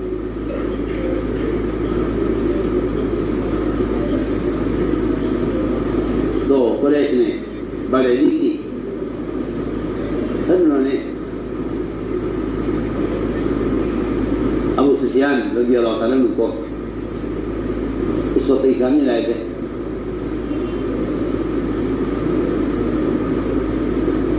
قریش نے اپنا وکیل بنا کر بھیجا آپ صلی اللہ علیہ وسلم کے پاس کہ جاؤ، جا کر بات کرو اور صلح کی مدت میں توسیع کرا دو، صلح کی مدت میں توسیع کراؤ، یہ بول آپ کو یہ پیر میں سے اٹھاؤ کافی، صلح کی مدت میں توسیع کراؤ۔ سنیے آپ، بہت مزے کا قصہ ہے۔ وہاں پہنچے، ابو بکر صدیق سے بات کی کہ ان کے مشیر ہیں، ان سے بات کریں گے، یہ مشورے بات رکھیں گے۔ چنانچہ ان سے بات کی، انہوں نے کہا کہ نہیں، فیصلہ جو اللہ کے رسول کا ہے وہ ہمارا فیصلہ ہے، ہمارا کوئی سنائی نہیں۔ وہاں سے حضرت عمر کے پاس گئے، حضرت عمر نے سخت جواب دیا، حضرت عمر نے فرمایا اللہ کرے تمہارا نیا عہد اور جو ہے کوئی عہد کرو، اللہ اس کی بھی توڑے، پرانے کو بھی توڑے، ہمارے یہاں کوئی سنوائی نہیں ہے، ہمارے لیے وہ حکم ہے اللہ کے نبی کا حکم۔ وہاں سے ہٹے، خیال آیا کہ یہ عورتیں بہت کمزور دل ہوتی ہیں اور بڑی نرم مزاج ہوتی ہیں اور یہ اپنے شوہروں سے بات منوا لیتی ہیں، چلو عورتوں سے بات کرتے ہیں۔ پہلا خیال آیا کہ فاطمہ سے بات کرتے ہیں، باپ بیٹی پر بڑا شفیق ہوتا ہے اور بیٹی کی بات قبول کر لیتا ہے، چلو فاطمہ سے بات کرتے ہیں۔ فاطمہ کے پاس آئے، آ کر کہا کہ ہم تمہیں، اگر تم ہمارا یہ کام کروا دو، ہم تمہیں ساری عورتوں کا سردار بنا لیں گے۔ جی ہاں، اس لیے کہ اللہ معاف فرمائے، مسلمان کو توڑنے کے لیے اور ساتھیوں کو اجتماعیت سے ہٹانے کے لیے ساتھیوں کو عہدے پیش کیے جاتے ہیں، یہ پرانا دستور چلا رہا ہے۔ میں تو آپ کو اس درمیان میں مثال دیتا چلوں کہ کعب بن مالک رضی اللہ تعالیٰ عنہ تبوک سے پیچھے رہ گئے اور ان پر جو کچھ حالات آئے وہ آئے، مشہور واقعہ ہے۔ تو غسان بادشاہ نے ان کو اپنے یہاں بلانے اور ان کو عہدہ دینے اور ان کی عزت کے لیے انہیں مدینے سے ہٹنے کی دعوت دی کہ آپ یہاں سے مرکزی مقام چھوڑ دیجیے، ہمارے پاس آئیے، آپ کو یہاں ذلیل کیا جا رہا ہے، آپ کے ساتھ یہاں زیادتی ہو رہی ہے اور آپ کو یہاں ضائع کیا جا رہا ہے، آپ ضائع ہونے کے لیے ہمارے پاس آئیے، ہم آپ کو عزت دیں گے، عہدہ دیں گے، مال دیں گے۔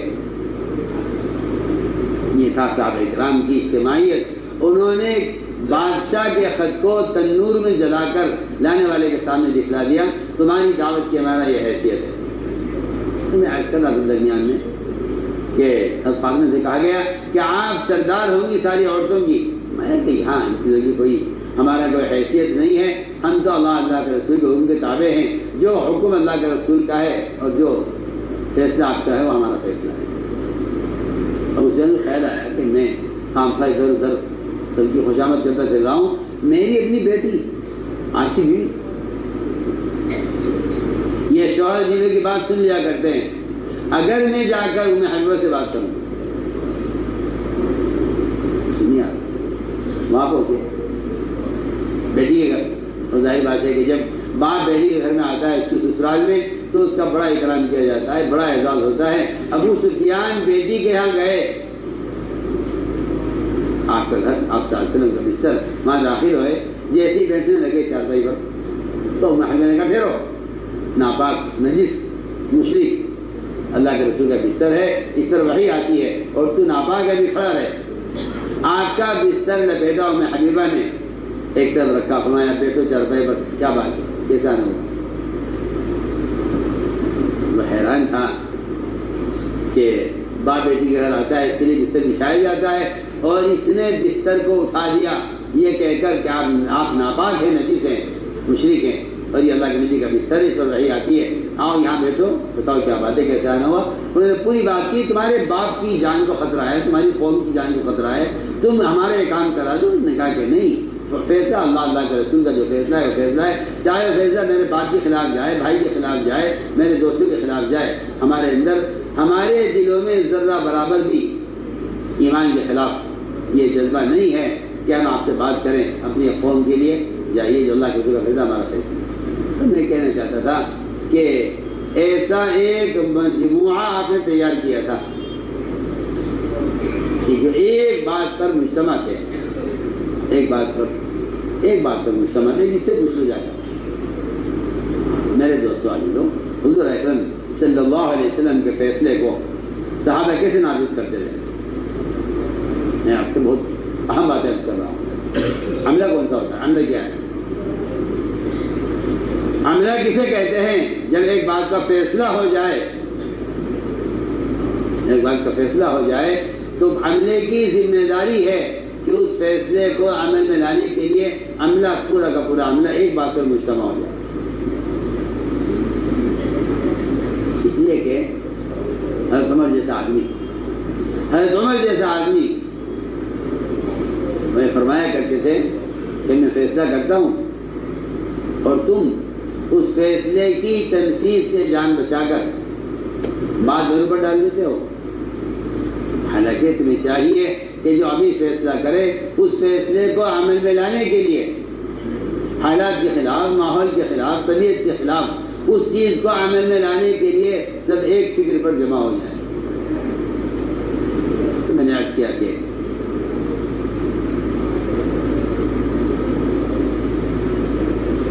ایک موقع ایسا آیا کہ دو آدمی اپنا جھگڑا لے کر آپ کے میں حاضر ہوئے۔ سورج بن باقر کے آگے سامنے آپ نے فیصلہ فرما دیا، ایک اپنا فیصلہ ہو گیا دوسرے کے خلاف۔ وہ وہاں سے نکلے تو ایک نے کہا کہ بھئی یہ فیصلہ تو مجھے منظور نہیں ہے کیونکہ میرے خلاف فیصلہ ہوا ہے، اس میں دوبارہ سنوائی ہونی چاہیے۔ اس لیے میں ایک بات کہا کرتا ہوں ہمیشہ کہ مشورے میں جب بھی آؤ اپنے ساتھیوں کے ساتھ رفیق بن کر آؤ، فریق بن کر مت آؤ۔ یہ مشورہ، اللہ اکبر، مشورہ تو عبادت ہے، مشورہ تو عبادت کی طرح ہے، کیونکہ اطاعت کا سب سے بڑا موقع مشورہ ہے۔ کہ مشورے میں رفیق بن کر آؤ، فریق بن کر نہیں۔ مشورہ عدالت نہیں ہے، مشورہ عدالت نہیں ہے، مشورہ تو اطاعت ہے۔ وہ تو عدالت ہوتی ہے جہاں آدمی اپنے مقابل کے ساتھ فریق بن کر آتا ہے، وہ عدالت ہوتی ہے جہاں مقابل فریق بن کر آتا ہے۔ یہ مشورہ ہے، یہاں رفیق بن کر آنا چاہیے کہ ایک رائے یہ ہے، ایک رائے یہ ہے، جو فیصلہ ہمیں منظور ہے، جو فیصلہ ہو ہمیں، ایک رائے یہ، جو فیصلہ ہمیں منظور ہے۔ فرمایا کہ مشورہ تو عبادت کی طرح ہے، مشورہ تو اطاعت کے لیے ہے، مشورہ عدالت نہیں ہے جہاں آدمی آ کر لڑے یا اپنی بات کو منوانے کی کوشش کرے کہ نہیں اپنی رائے جا کے پیش کر دو، جو فیصلہ ہو جائے اسے قبول کرو۔ چنانچہ یہ دونوں آدمی وہاں سے نکلے، عمر کے پاس گئے اور عمر نے پوچھا کیا مسئلہ ہے تمہارا؟ ایک نے کہا جی اللہ کے رسول نے فیصلہ کیا ہے مگر مجھے فیصلہ منظور نہیں ہے۔ حضرت عمر اٹھے، اندر گئے، اندر سے تلوار نکال کر لائے، اس آدمی کو قتل کر دیا۔ اس پر آیت نازل ہوئی، اس پر آیت نازل ہوئی ہے کہ ہاں محمد صلی اللہ علیہ وسلم کے ساتھ ایسا عملہ ہے کہ اگر کوئی شخص نبی کی بات سے اختلاف کرے اور اطاعت سے سر پھیر لے اور تم نے اس کو قتل کر دیا، اس پر آیت نازل ہوئی ہے، کہتے ہیں رب کی قسم وہ لوگ ایمان والے نہیں ہو سکتے کہ وہ تمہارے سامنے اپنا کوئی جھگڑا پیش کرے اور آپ کے فیصلے کے بعد ان کے دل میں اپنی رائے باقی رہ جائے، ایمان والے نہیں ہو سکتے۔ اگر کوئی یہ بھی کہتا ہے کہ نبی کا فیصلہ بے شک یہ ہو گیا، اگر اس کے بجائے یوں کے بجائے یوں ہو جاتا تو کتنا اچھا ہوتا، یہ کہیں کہ یہ دل میں اس بات کا خیال آنا بھی ایمان کے خلاف ہے۔ عمل تو ایمان کے خلاف کتنا ہوگا جب دل میں اس بات کا خیال آنا بھی ایمان کے خلاف ہے۔ اس لیے کہ یہ نہیں کہا کہ پھر ان کا عمل نبی کے حکم کے خلاف ہو جائے، فرمایا ان کے دل میں نبی کی چاہت کے خلاف جو دل میں ارادہ ہے وہ دل کا ارادہ بھی ایمان کے خلاف ہے، دل کا ارادہ بھی ایمان کے خلاف ہے۔ میں تو آپ کو بہت آسان مثالیں عرض کرتا ہوں۔ میرا اس دوستوں بزرگوں، میری ساری بات کا خلاصہ یہ ہے کہ سارے دین کا اور دعوت کا جو مدار ہے وہ اصل اطاعت پر ہے، وہ اصل اطاعت پر ہے، کہ سارے دین کا مدار اطاعت پر ہے اور اس اجتماعی عمل کا مدار اطاعت پر ہے۔ میں نے ساری جو مثالیں عرض کی ہیں وہ بتانے کے لیے کہ کس طرح اللہ تعالیٰ امتحان لیتے ہیں اپنے بندوں کا، کیسے کیسے اللہ امتحان لیتے ہیں اپنے بندوں کا کہ یہ اطاعت پر ہیں یا نہیں۔ اس لیے سب سے بنیادی چیز اطاعت ہے، اور اطاعت اصل اجتماعیت ہے، اطاعت اصل اجتماعیت ہے۔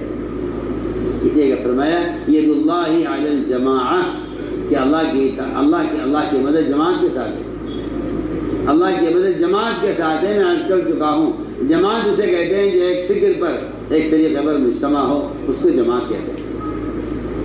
قرآن میں اللہ تعالیٰ نے اجتماعیت کے 4 اسباب بیان کیے ہیں۔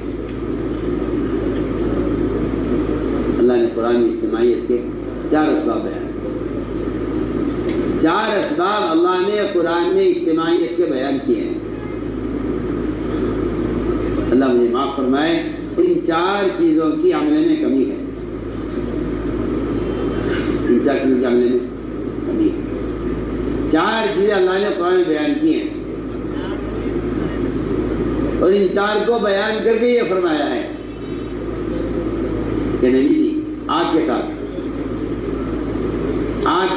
آپ کا عملہ اس وقت تک جڑا رہے گا جب تک یہ 4 کام ہوتے رہیں گے۔ اگر یہ 4 کام نہیں ہوئے یا ان میں سے ایک نہ ہوا تو یہ آپ کو چھوڑ کر الگ ہو جائے گی۔ یہ 4 چیزیں کیا ہے؟ فرمایا اجتماعیت کے لیے اطاعت ہے،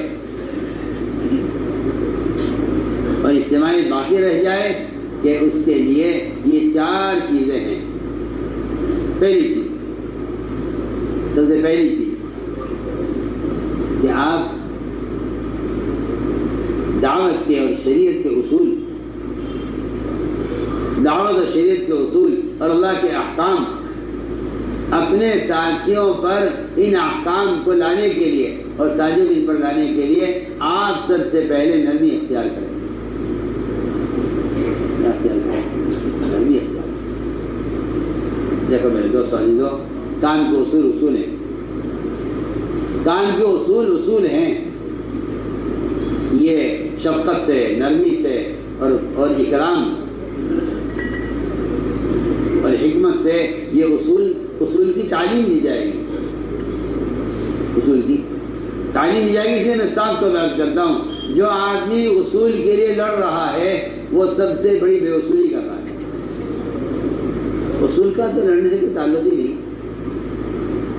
اصول کا لڑنے سے کوئی تعلق نہیں۔ اصول کے لیے لڑنا سب سے بڑی بے اصولی ہے۔ اصول کے لیے لڑنا سب سے بڑی بے اصولی ہے۔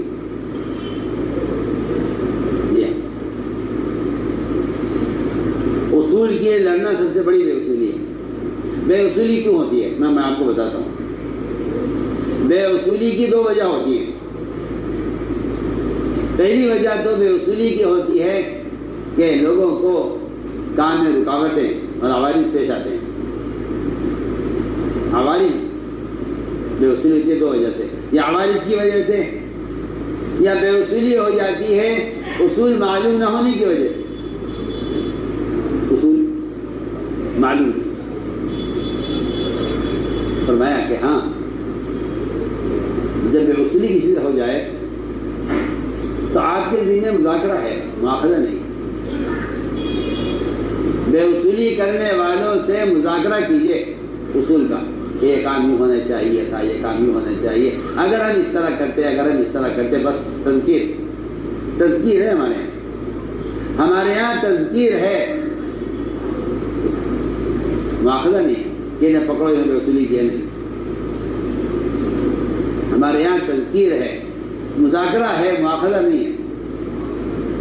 آپ غور کیجئے، ایک شخص کو جس نے پیشاب کیا ہے مسجد میں، اس کو مسجد کے ادب کی تعلیم دینے کے لیے اس کی اتنی بڑی غلطی کو چھوٹا کیا گیا.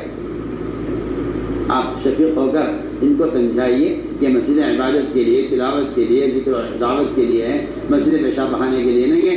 یہ سمجھا رہے ہیں اس شخص کو جس نے مسجد میں بال ارادہ پیشاب کیا ہے. ایسا نہیں ہوا کہ وہ پیشاب خطا ہو گیا، بیمار آدمی تھا، یا پیشاب کا تقاضا اتنا تھا کہ وہ اس کو روک نہیں سکا. یہ نہیں، اس نے مسجد میں بال ارادہ پیشاب کیا ہے، وہ باہر جا کے بھی کر سکتا تھا، کوئی عذر نہیں تھا اس کو. صحابہ دوڑے پیشاب کو روکنے کے لیے، کہ نہیں روکو مت، اسے تکلیف ہو جائے گی. ایک مسلمان کا مقام بیت اللہ سے اونچا ہے، مسجد بیت اللہ سے ادنا ہے، تو کیا مطلب بنتا ہے اس کا کہ آپ پیشاب کرنے والے کو ڈانٹتے، یا آپ اس کو مارتے، یا آپ اس کا پیشاب روک دیتے کہ نہیں. روکنا تکلیف دینا ہے، اور ڈانٹ ڈپٹ کرنے والے تعلیم نہیں دے سکتے. فرمایا کہ اس کو بلاؤ ہمارے پاس. آپ نے بلا کر سمجھایا کہ مسجد پیشاب بہانے کے لیے نہیں ہے. فرمایا صحابہ سے ایک ڈول پانی کا یہاں بہا دو، مسجد پاک ہو جائے گی.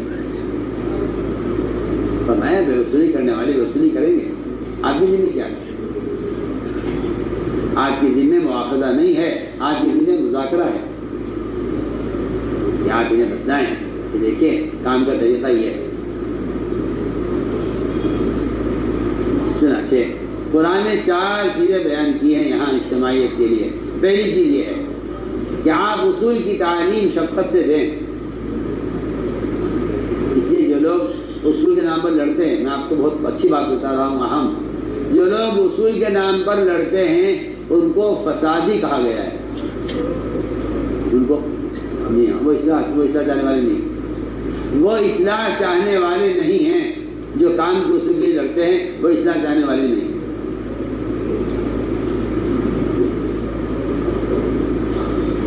اگرچہ وہ کہتے ہیں، اگرچہ وہ کوئی آدمی اختلاف پیدا کرے اور یہ کہے کہ ہمارے ارادے تو خیر کا ہے، تو میں کہتا ہوں اختلاف میں خیر کا کوئی ارادہ نہیں ہے. صاف صاف بات، اختلاف میں خیر کا کوئی پہلو، اختلاف میں خیر کا کوئی ارادہ نہیں ہے. سنیے، قرآن نے بیان کیا ہے اس کو کہ اگر کوئی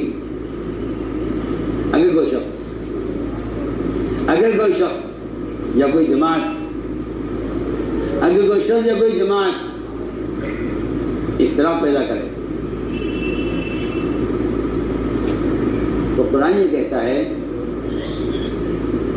کہ اگرچہ یہ یوں کہتے ہیں کہ بھئی ہمارا ارادہ خیر کا ہے، تو اختلاف میں خیر نہیں ہے. اختلاف میں کوئی خیر نہیں، اختلاف میں کوئی خیر نہیں ہے. میں ایک بات توجہ سننا، اختلاف میں کوئی خیر نہیں ہے. اختلاف پیدا کرنے والوں نے قرآن میں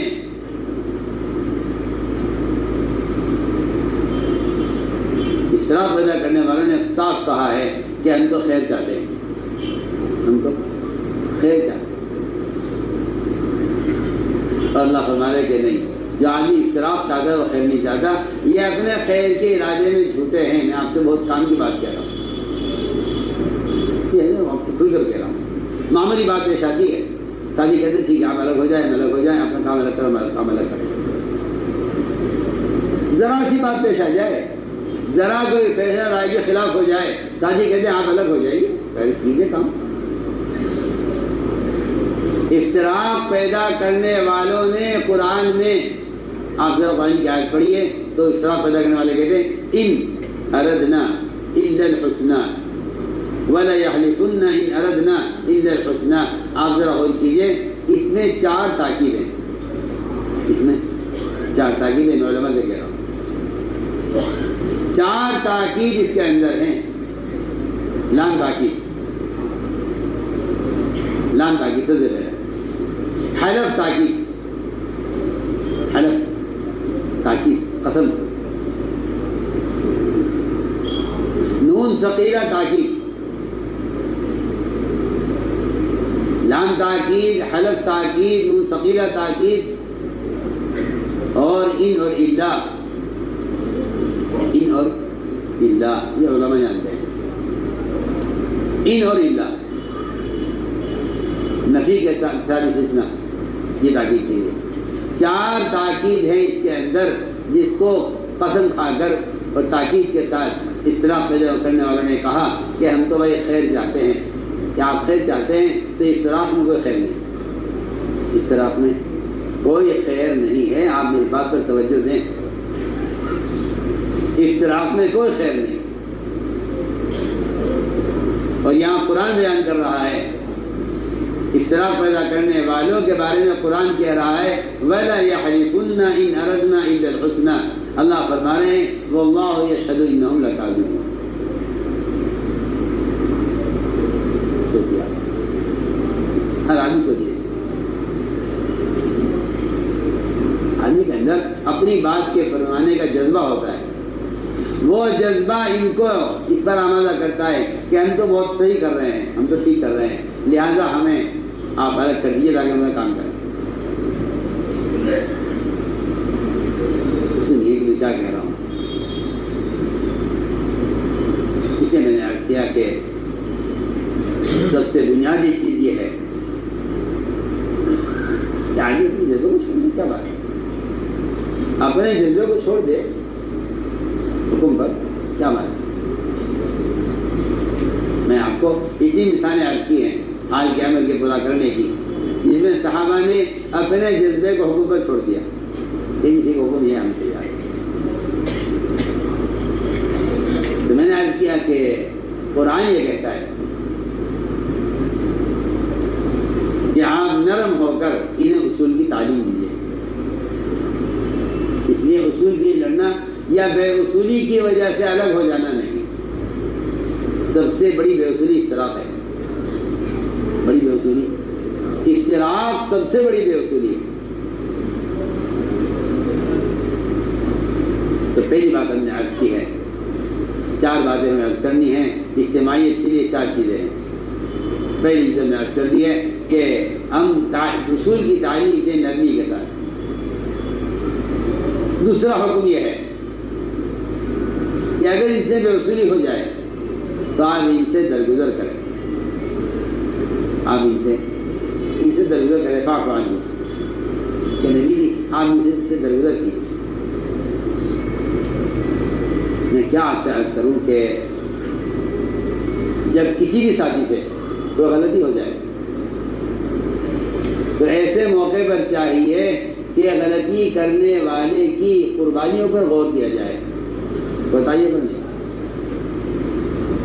کس پر قربانی پر غور کیا جائے کہ ان کی قربانیاں کیا ہیں.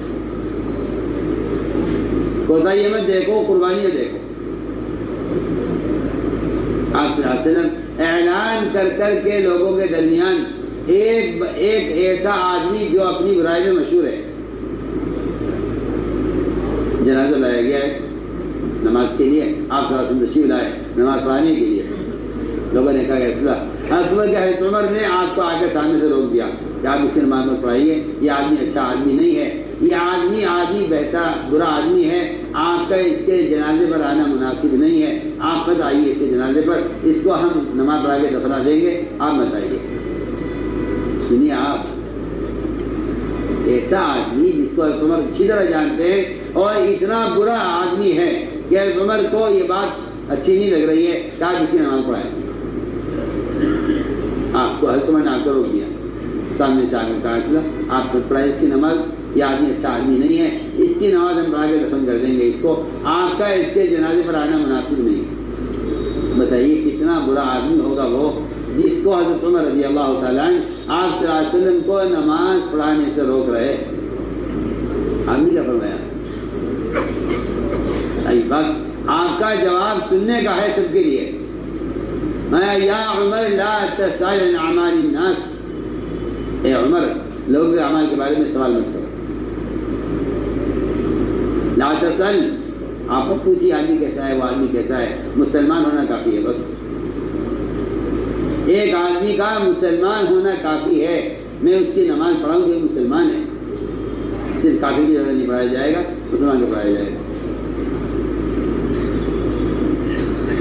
عمر لا تسأل عن اعمال الناس، عمر تمہیں کوئی حق نہیں ہے کسی کے اعمال کے بارے میں سوال کرنے کا۔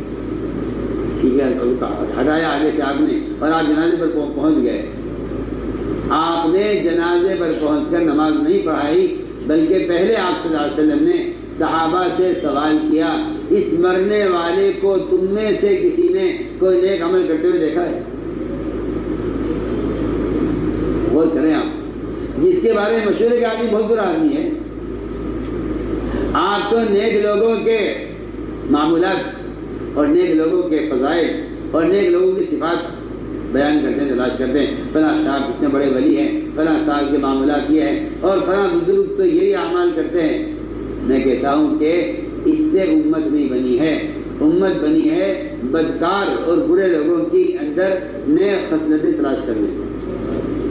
آپ سوچیے، آپ نے اعلان کیا صحابہ میں، تم میں سے کسی نے اس مرنے والے کو کوئی نیک عمل کرتے ہوئے دیکھا ہے؟ ایک صحابی کھڑے یہ آدمی جو مرا ہے آج، اس نے ایک رات اللہ کے راستے میں پہرا دیا، نہیں گواہ۔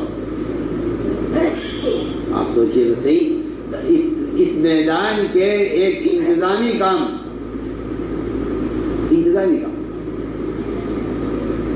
میں نے اس کو تاجر پڑھتے ہوئے دیکھا ہے، میں نے اس کو زکات دیتے دیکھا ہے، کچھ نہیں۔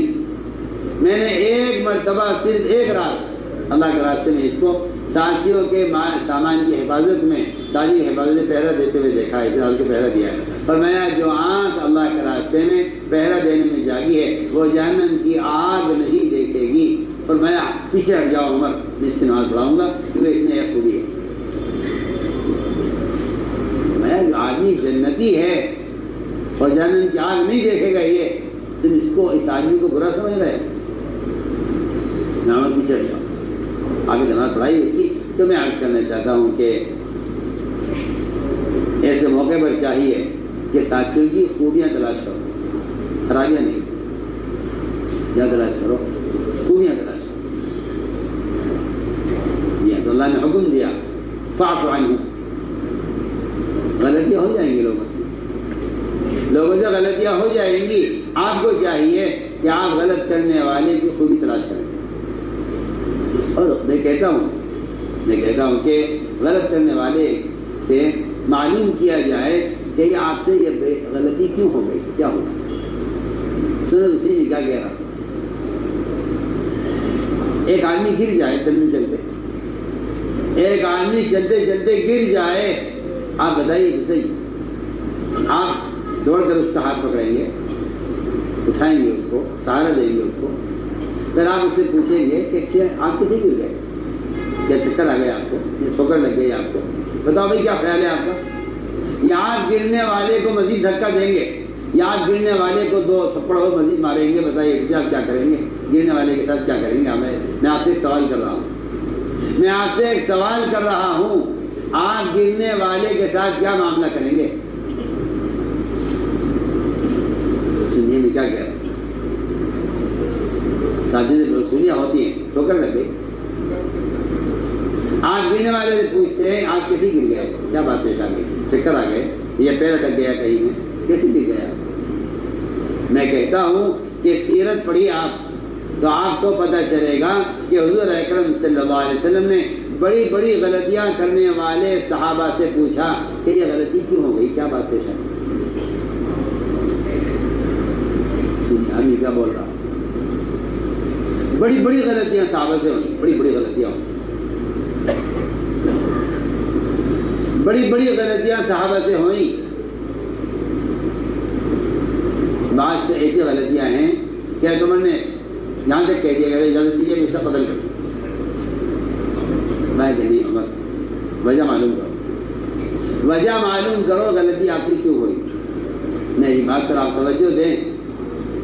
امت کی اجتماعیت اور امت کے مجموعے کا مجتمع رہنا وہ اس پر ہے کہ آپ بے اصولی کرنے والے سے معلوم کریں.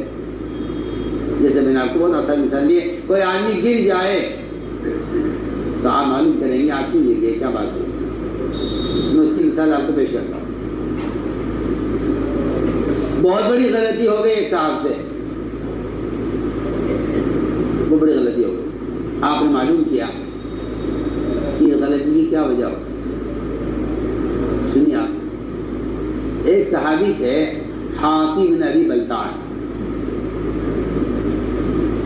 ایک صحابی جب آپ نے مکہ مکرمہ میں حملے کا ارادہ کیا اور اس کی تیاری کر رہے تھے، آپ بہت چھپ کر آپ اس کے لیے تیاری کر رہے تھے مکہ پر حملہ کرنے کی. صحابی تھا حاتم بن بلتع. ان کو خیال آیا کہ آپ مکے پر حملہ کا ارادہ کر رہے ہیں اور میرا مکے میں کوئی رشتہ دار نہیں ہے جو میرے بچوں کی حفاظت کر لے. لہذا موقع ایسا ہے کہ اگر میں مکے کے کفار کو اگر میں آپ کے حملے کی خبر کر دوں، میری بات بہت دھیان سے سننا ہے، میں اگر مکے کے کفار کو آپ کے حملے کی خبر کر دوں اور یہ میرے اوپر ایک احسان ہو جائے گا، وہ احسان کے بدلے میرے بچوں کی حفاظت کر لیں گے. انہوں نے یہ حرکت کی. انہوں نے مکے کے کفار کو خط لکھا کہ محمد صلی اللہ علیہ وسلم تم پر حملے کی تیاری کر رہے ہیں. یہ انہوں نے خط لکھا مکے کے کفار کو. جبکہ آپ چھپ کر تیاری کر رہے تھے، انہوں نے مخبری کر دی اور انہوں نے مکے کے کفار کو خط لکھا. ایسا غلطی ہوئی، بڑی غلطی ہوئی. اور یہ خط ایک عورت کو دیا کہ جاؤ تم یہ خط لے کے جاؤ اور یہ مکے کے فلاں فلاں کافر کو پہنچاؤ. خط چلا ادھر سے، کیونکہ اللہ تعالیٰ اپنے دین کے محافظ ہیں. اللہ نے آپ پر وحی بھیجی کہ ایک عورت خط لے کر جا رہی ہے حاتم کا، یہ خط واپس نہ ہو. 2 صحابی حضرت مقداد اور عثمان غالباً تیز گھوڑا آپ نے ان کو دیا کہ جاؤ اور دیکھو روضہ خاک ایک جگہ ہے، وہاں آپ کو ایک عورت ملے گی، اس عورت سے خط لے کر. یہ گئے، جا کے دیکھا بالکل اسی مقام پر ایک عورت تنہا جا رہی تھی. انہوں نے جا کر صاف اس سے یہ کہا کہ خط نکال دو. یہ نہیں کہا کہ بس خط ہے نہیں ہے تو کون عورت ہے کہ اللہ کے نبی کی بات حق ہے. انہوں نے جا کر کہا خط نکالو. خط کیسا خط؟ کون سا خط؟ صحابہ نے کہا کہ دیکھو خط تمہارے پاس ہے، یا تو نکال دو خود سے ورنہ ہم تمہاری تلاشی لیں گے. اس نے خط نکال کے دیا اپنے بالوں کے اندر سے کہ یہ خط. تو خط واپس لے کر آئے. خط کھلا، اس میں حضرت حاتم کی طرف سے خط تھا کفار مکہ کے نام کہ محمد تم پر حملے کی تیاری کر رہے ہیں. سنیے آپ، اتنی بڑی غلطی. عمر نے کہا کہ منافق ہے، آپ جلدی میں اسے قتل کر دیتا ہوں، اس نے آپ کا راز کھولا ہے کفار کا. میں کہ نہیں عمر، ایسا نہیں ہے، جلدی مت کرو. حاتم نے یہ کیوں کیا؟ حاتم سے اس بے اصولی کی وجہ معلوم کرو. بیچارے کو کیا عذر پیش آیا، کیا وجہ پیش آئی، معلوم کرو. ایسے تھوڑی ہی ہے کہ آپ کسی کو بھی گمراہ کہہ دیں، کسی کو منافق کہہ دیں. آپ جس کے بارے میں جو چاہیں رائے قائم کر لیں، آپ جس کے بارے میں دنیا میں جو چاہیں فیصلہ کر لیں. ایسا تھوڑی ہے. میں کچھ کہہ رہا ہوں. اتنی بڑی غلطی کرنے والے حاتم بن بلتع، کافروں کو خبر کرنے والے، آپ صلی اللہ علیہ وسلم کے حملے کی اطلاع کرنے والے، بتائیے اس سے بڑی غلطی مجھے کوئی ملی نہیں سیرت. لیکن آپ کیا فرما رہے ہیں؟ عذر معلوم کرو کیا عذر پیش آئے. بلایا حاتم کو، حاتم یہ تمہارا خر ہے جی میرا خر. حاتم تم نے یہ غلطی کیوں کی ہے؟ حاتم نے کیا جواب دیا؟ یا اس کا دیکھیے بات یہ ہے اگر ساری دنیا کو بھی پتہ چل جائے کہ آپ مکے پر حملہ کرنے والے ہیں تب بھی اللہ آپ کو غالب کریں گے، اللہ آپ کی مدد کریں گے، میرا یقین. صرف کفار مکہ کو نہیں ہے، ساری دنیا کو پتہ چل جائے، ساری دنیا آپ کے خلاف کوشش کر لے، ہتھیار جمع کر لے، اللہ پھر بھی آپ کو غالب کریں گے، ہمارا ایمان ہے. مگر تم نے یہ حرکت کیوں؟ آج کیا اللہ میرے بچے ہیں وہاں مکہ مکرمہ میں، یہ جتنے آپ کے اور صحابہ ہیں، کسی کے وہاں بھائی ہیں، کسی کے چچا ہیں، کسی کے رشتہ دار وہاں ہیں، وہ اپنے رشتہ داروں کی حفاظت کر لیں گے، لیکن میرا کوئی وہاں تعلق والا نہیں ہے. میں نے کفار کو یہ ایک احسان عبر کیا ہے اور میں نے ان سے بات کی ہے کہ میں تمہیں خبر کر دیتا ہوں، تم میرے بچے کی حفاظت کر لینا. فرمایا ہاں عمر یہ ٹھیک کہہ رہا ہے، اس نے بیچارے نے اس مجبوری میں ایسا کیا ہے، لہٰذا ہم اسے عذر قبول کرتے ہیں. آپ سنیے اور کیا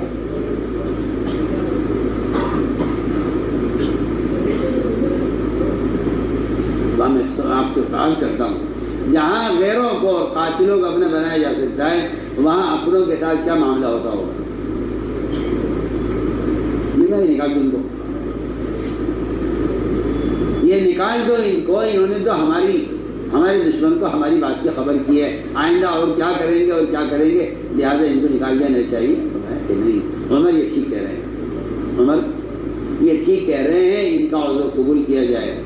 حضرت کی آنکھوں میں آنسو آ گئے، آج کیا فیصلہ کرنا؟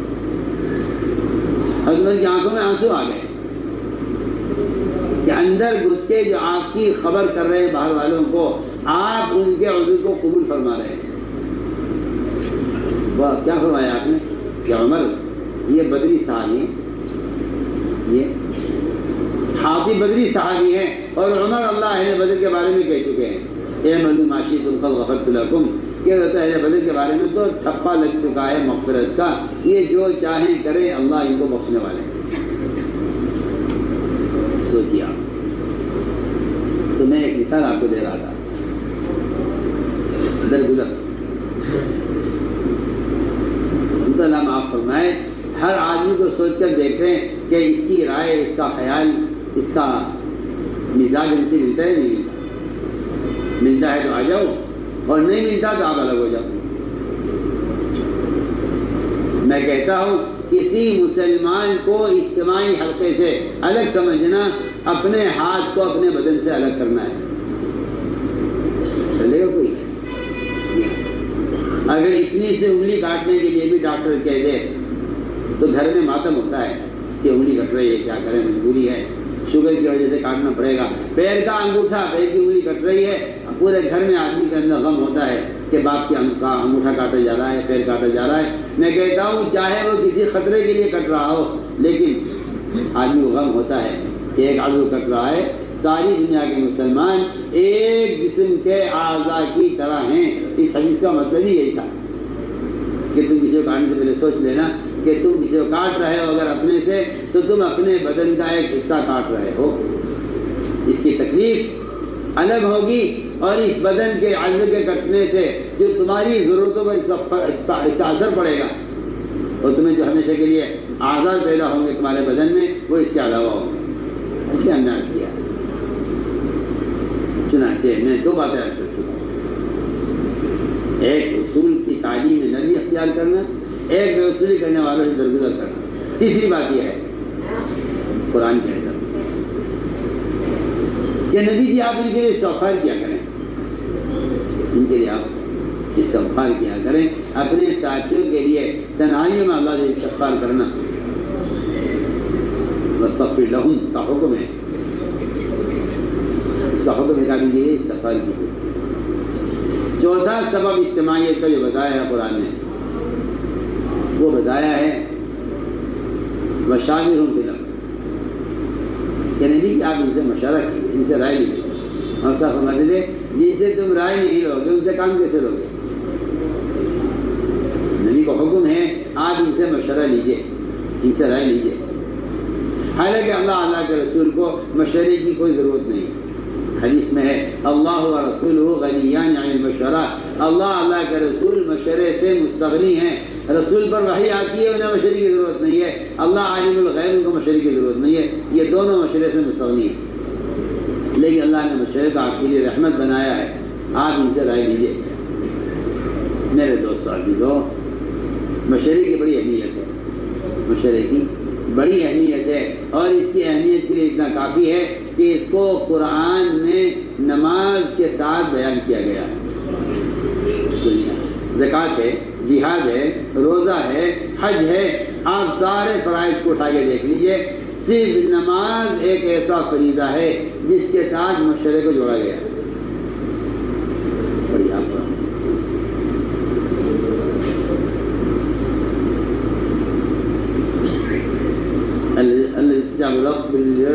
وَأَقَامُوا الصَّلَاةَ وَأَمْرُهُمْ شُورَىٰ بَيْنَهُمْ. دو نماز ایمان والوں کے اندر دو صفتیں خاص ہیں، ایک وہ نماز قائم کرتے ہیں اور آپس میں مشورہ کرتے ہیں. دیکھیے یہاں نماز کو جوڑا گیا ہے مشورے کے ساتھ. کیوں؟ یہاں نماز کو مشورے کو کیوں جمع کیا گیا ہے ایک آیت کے اندر؟ کیا وجہ ہے؟ فرمایا کہ سب سے پہلے اس مشورے کو نماز کی طرح اہمیت دینے کے لیے، نماز کی طرح اہمیت کے لیے کہ اس طرح نماز کے لیے آنا اہم ہے، اس طرح مشورے کے لیے آنا اہم ہے. جس طرح نماز کے لیے سارے تقاضے چھوڑ دینے چاہیے، اس طرح مشورے کے لیے سارے تقاضے چھوڑ کر مشورے میں آنا چاہیے. جس طرح نماز کا ایک امام ہے اور اس کے پیچھے سب مقتدی ہیں، اور سارے مقتدی امام کے رکوع سجدے کے لیے امام کے تابع ہیں، کہ فرمایا کہ اسی طرح سارے مشورے میں آنے والے اپنے امیر اور فیصلے کے تابع ہیں. سارا مشورہ نماز کی صفت پر، سارا مشورہ نماز کی صفت پر، سارا مشورہ نماز کی صفت پر ہے. آپ پڑھتے جائیے تو آپ کو معلوم ہوگا کہ سارا مشورہ نماز کی صفت پر ہے. امام کو اگر لقمہ بھی دینا ہے تو احناف کے نزدیک حکم یہ ہے کہ آپ نماز میں شریک ہو کر لقمہ دیجیے. جو آدمی نماز سے باہر سے لقمہ دے گا اس کی لقمے کو لینے سے نماز فاسد ہو جائے گی. لوگ کہتے ہیں، شکایت کرتے ہیں، ہمارے امام ہماری سنتے ہی نہیں، امیر صاحب ہماری سنتے ہی نہیں. کیا کریں، ہم تو بڑے پریشان ہیں. معلوم ہوتا ہے شاید آپ امیر ہیں اور امیر آپ کا مامور ہے، ایسا معلوم ہوتا ہے. میں حیران ہوں جو لوگ مجھ پر برخط لکھتے ہیں کہ یہ ہمارے امیر صاحب ہماری بات نہیں مانتے. اچھا، آپ بات ماننا آپ کے ذمہ تھا یا امیر کے ذمہ تھا؟ لوگ شکایت لکھتے ہیں مجھے، ہمارے امیر صاحب ہماری بات نہیں مانتے. ان سے پوچھیے شکایت کرنے والے سے کہ امیر آپ ہیں یا وہ امیر ہے؟ کون امیر ہے؟ میرے دوستوں، ہر جگہ اختلاف کی جو بنیادی سبب اختلاف کا وہ اپنی رائے پر اصرار کرنا ہے. فرمایا کہ امیر کو سوچ سمجھ کر اس طرح رائے دے دو جس طرح امام کو سوچ سمجھ کر لقمہ دے دیا جاتا ہے. اب امام ضامن ہے آپ کی نماز کا، امام نماز کا ضامن ہے. آپ مشورے میں رائے دے دو، بات ختم ہو گئی، آپ کی ذمہ داری پوری ہو گئی. اگر امیر خطا کرے گا فیصلہ کرنے میں تو امیر کو 1 اجر ملے گا، اور اگر امیر فیصلہ صحیح کر دے گا تو امیر کو 2 اجر ملے گا. حدیث ہے. ساتھی اپنی رائے پر اڑے رہتے ہیں کہ نہیں ہماری رائے تو یہی ہے. میں آپ سے کہہ چکا ہوں احد کے میدان میں جن ساتھیوں نے اپنی رائے پر اصرار کر کے امیر کی نافرمانی کی ہے، ان چند لوگوں کی وجہ سے سارا میدان غیروں کے ہاتھ میں گیا. سارا میدان غیروں کے ہاتھ میں گیا. یہ سارے دلائل سیرت اندر موجود ہیں. تو میں نے عرض کیا کہ رائے پر اصرار نہیں ہونا چاہیے. اب رائے پیش کر دو امیر کے سامنے، وہ جو فیصلہ کر دیں اس پر عمل کر دو. تو میں نے عرض کیا کہ سارا مشورہ نماز کی طرح ہے. نماز کی جگہ مسجد ہے، مشورے کی جگہ مسجد ہے. نماز کے لیے سب جمع ہو جاتے ہیں، مشورے کے لیے سب جمع ہو جائیں. اس طرح آپ اگر غور کریں گے سیرت میں تو مشورہ نماز کی صفت پر ملے گا، مشورہ نماز کی صفت پر ملے گا۔ پھر ساتھی شکایت کرتے ہیں امیر صاحب نے ہم سے رائے نہیں لی، ہاں امیر صاحب نے ہم سے رائے نہیں لی، میں آپ سے بہت بنیادی بات کر رہا ہوں۔ امیر کے ذمے نہیں ہے کہ وہ ہر مسئلے میں ہر ایک سے رائے دے، یہ کہیں بھی ثابت نہیں۔ یہ ہماری بات کو توجہ دیں۔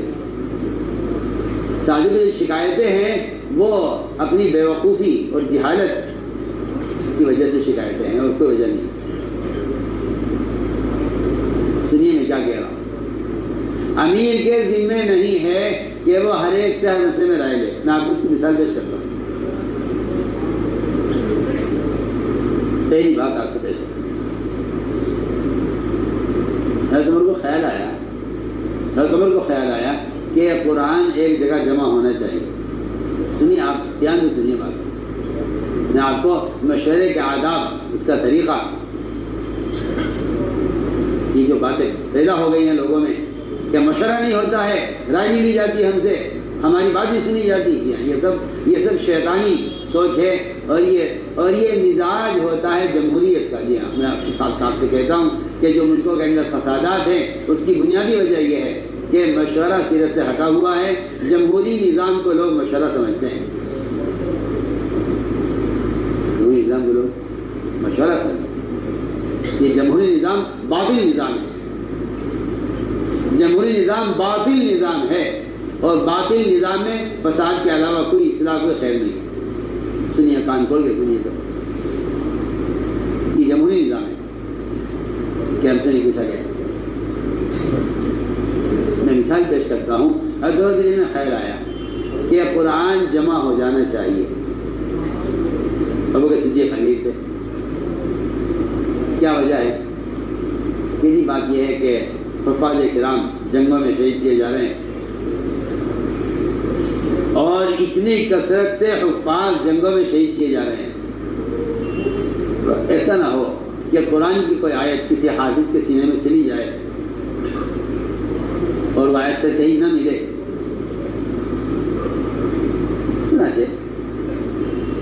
ابو صدیق نے فرمایا کہ عمر، جو کام اللہ کے نبی نہیں کروں میں نہیں کروں گا، میں کوئی نیا کام نہیں کروں گا۔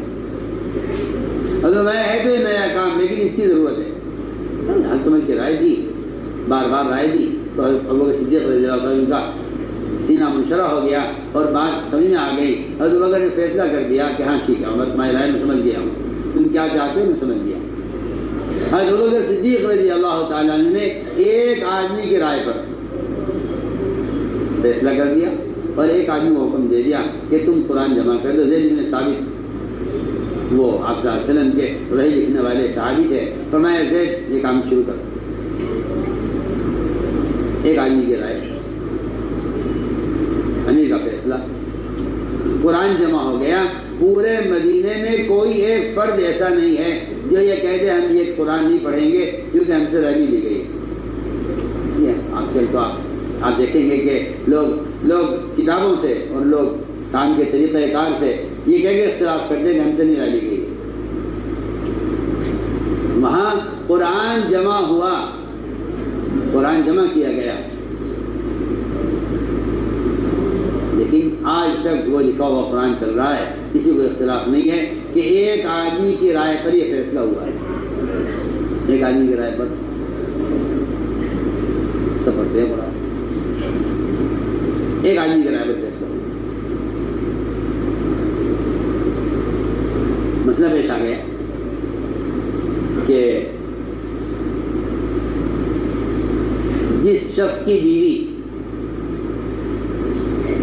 اپنے شوہر کے غائب ہونے پر صبر نہ کر سکے،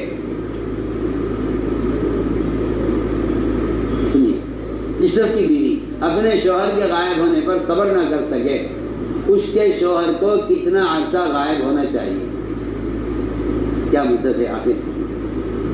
جہاں عورت جو ہے انتظار کو برداشت نہ کر سکے، اس کی کیا مدت ہونی چاہیے؟ یہ سوال، یہ مسئلہ پیش آ گیا۔ حضرت عمر کے لیے کوئی شورا نہیں بلائی، علماء کو جمع نہیں کیا کہ علماء کو جمع کرو، شورا بلاؤ اور سب سے رائے لو کہ بھئی کتنی مدت کی تشکیل ہونی چاہیے. ایک عورت جو اپنے شوہر کے کو زیادہ انتظار نہیں کر سکتی، اس کی انتظار کی مدت کیا ہو سکتی ہے؟ انتظار نہیں کر سکتی. چنانچہ اس بارے میں عمر رضی اللہ تعالیٰ نے نہ کوئی شورا بنائی، نہ کوئی شورا مشورہ جمع کیا، نہ ساتھ اس بارے میں رائے لی، بلکہ صرف تنہا حضرت حفصہ سے جا کر سوال کیا. اے حفصہ، حضرت عمر کی بیٹی ہیں، حفصہ کی زوجہ محترمہ ہیں، حفصہ یہ بتاؤ کہ اگر کوئی شخص اپنے گھر سے غائب ہے اللہ کے راستے میں، تو وہ عورت جو شوہر کے غائب ہونے کو صبر نہ کر سکے، اس کے صبر کی مدت کیا ہوگی؟ اس کے صبر کی مدت کیا ہوگی؟ سنیے، میں جس طرح میں کہہ رہا ہوں، یہ عام بات نہیں ہے کہ بھائی بتاؤ کیا مدت ہونی چاہیے غائب ہونے کی شوہر کے. میں اب جو عورت صبر نہ کر سکے، اس کے صبر نہ کرنے والی عورت کی انتظار کی مدت کیا ہو سکتی ہے؟ حفصہ رضی اللہ تعالیٰ عنہ نے شرم آئی، باپ سوال کر رہا ہے عورت سے، بیٹی سوال کر رہا ہے کہ ایک عورت اپنے شوہر کے غائب ہونے کو کب تک برداشت کر سکتی ہے؟ یہ بھی وہ عورت جو زیادہ صبر نہیں کر سکتی. حضرت حفصہ کو شرم آئی زبان سے جواب دیتے ہوئے. حضرت عمر کی طرف دیکھا بھی نہیں حضرت حفصہ نے کہ باپ بیٹی سوال کر رہا ہے. حضرت حفصہ نے منہ ادھر کر کے ہاتھ سے اشارہ کر دیا ہے 4 مہینے یا 6 مہینے؟ 4 مہینے.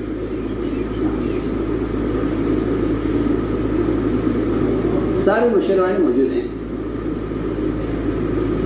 عثمان ہیں، علی ہیں، طلحہ ہیں، زبیر ہیں، بڑے بڑے مشورے والے سارے لوگ موجود ہیں. کسی سے اس بارے میں عثمان نے کوئی ذکر نہیں کیا. اپنے گھر میں بیٹی سے رائے لے کر فیصلہ کر کے سارے ملک کو خط لکھ دیا کہ جو عورت اپنے شوہر کے غائب ہونے پر صبر نہ کر سکے، وہ 4 مہینے سے 6 مہینے تک اللہ کے راستے میں رہ سکتا ہے. سننے میں کیا بول رہا؟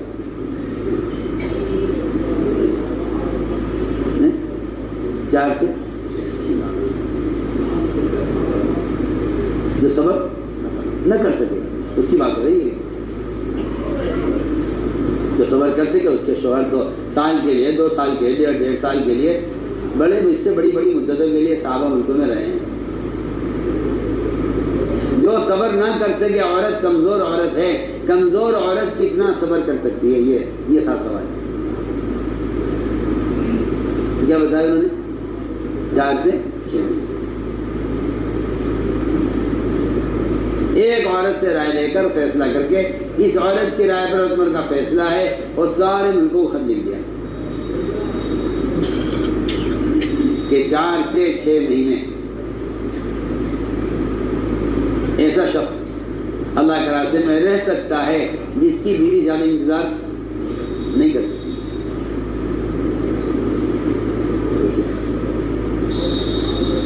تو میں عرض کرنا چاہتا ہوں کہ یہ جو ایک فتنہ ہے، یہ جو ایک فتنہ پیدا ہوا ہے مسلمانوں میں کہ مشورہ نہیں ہوا، ہم سے رائے نہیں لی گئی، ہم سے رائے نہیں لی گئی. نہیں، وہ امیر کو اختیار ہے. جس طرح فیصلے کے اختیار ہے، اس طرح امیر کو رائے لینے کا بھی اختیار ہے. امیر کو رائے لینے کا اختیار ہے. کس سے رائے لینی، کس سے نہیں لینی، امیر کو اختیار ہے. ایسی بے شمار مثالیں ہیں حدیث میں، بے شمار مثالیں ہیں.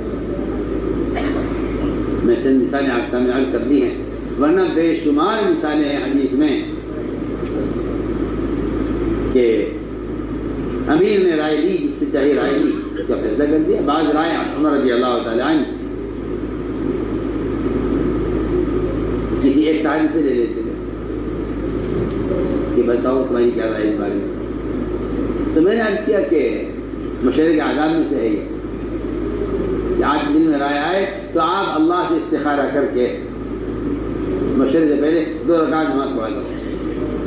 مشورے سے پہلے 2 رکعت نماز پڑھا کرو استخارے کی کہ اے اللہ میرے دل میں یہ رائے آ رہی ہے، اگر تجھے یہ رائے پسند ہے اور تمہیں اس کو مشورے میں رکھوں.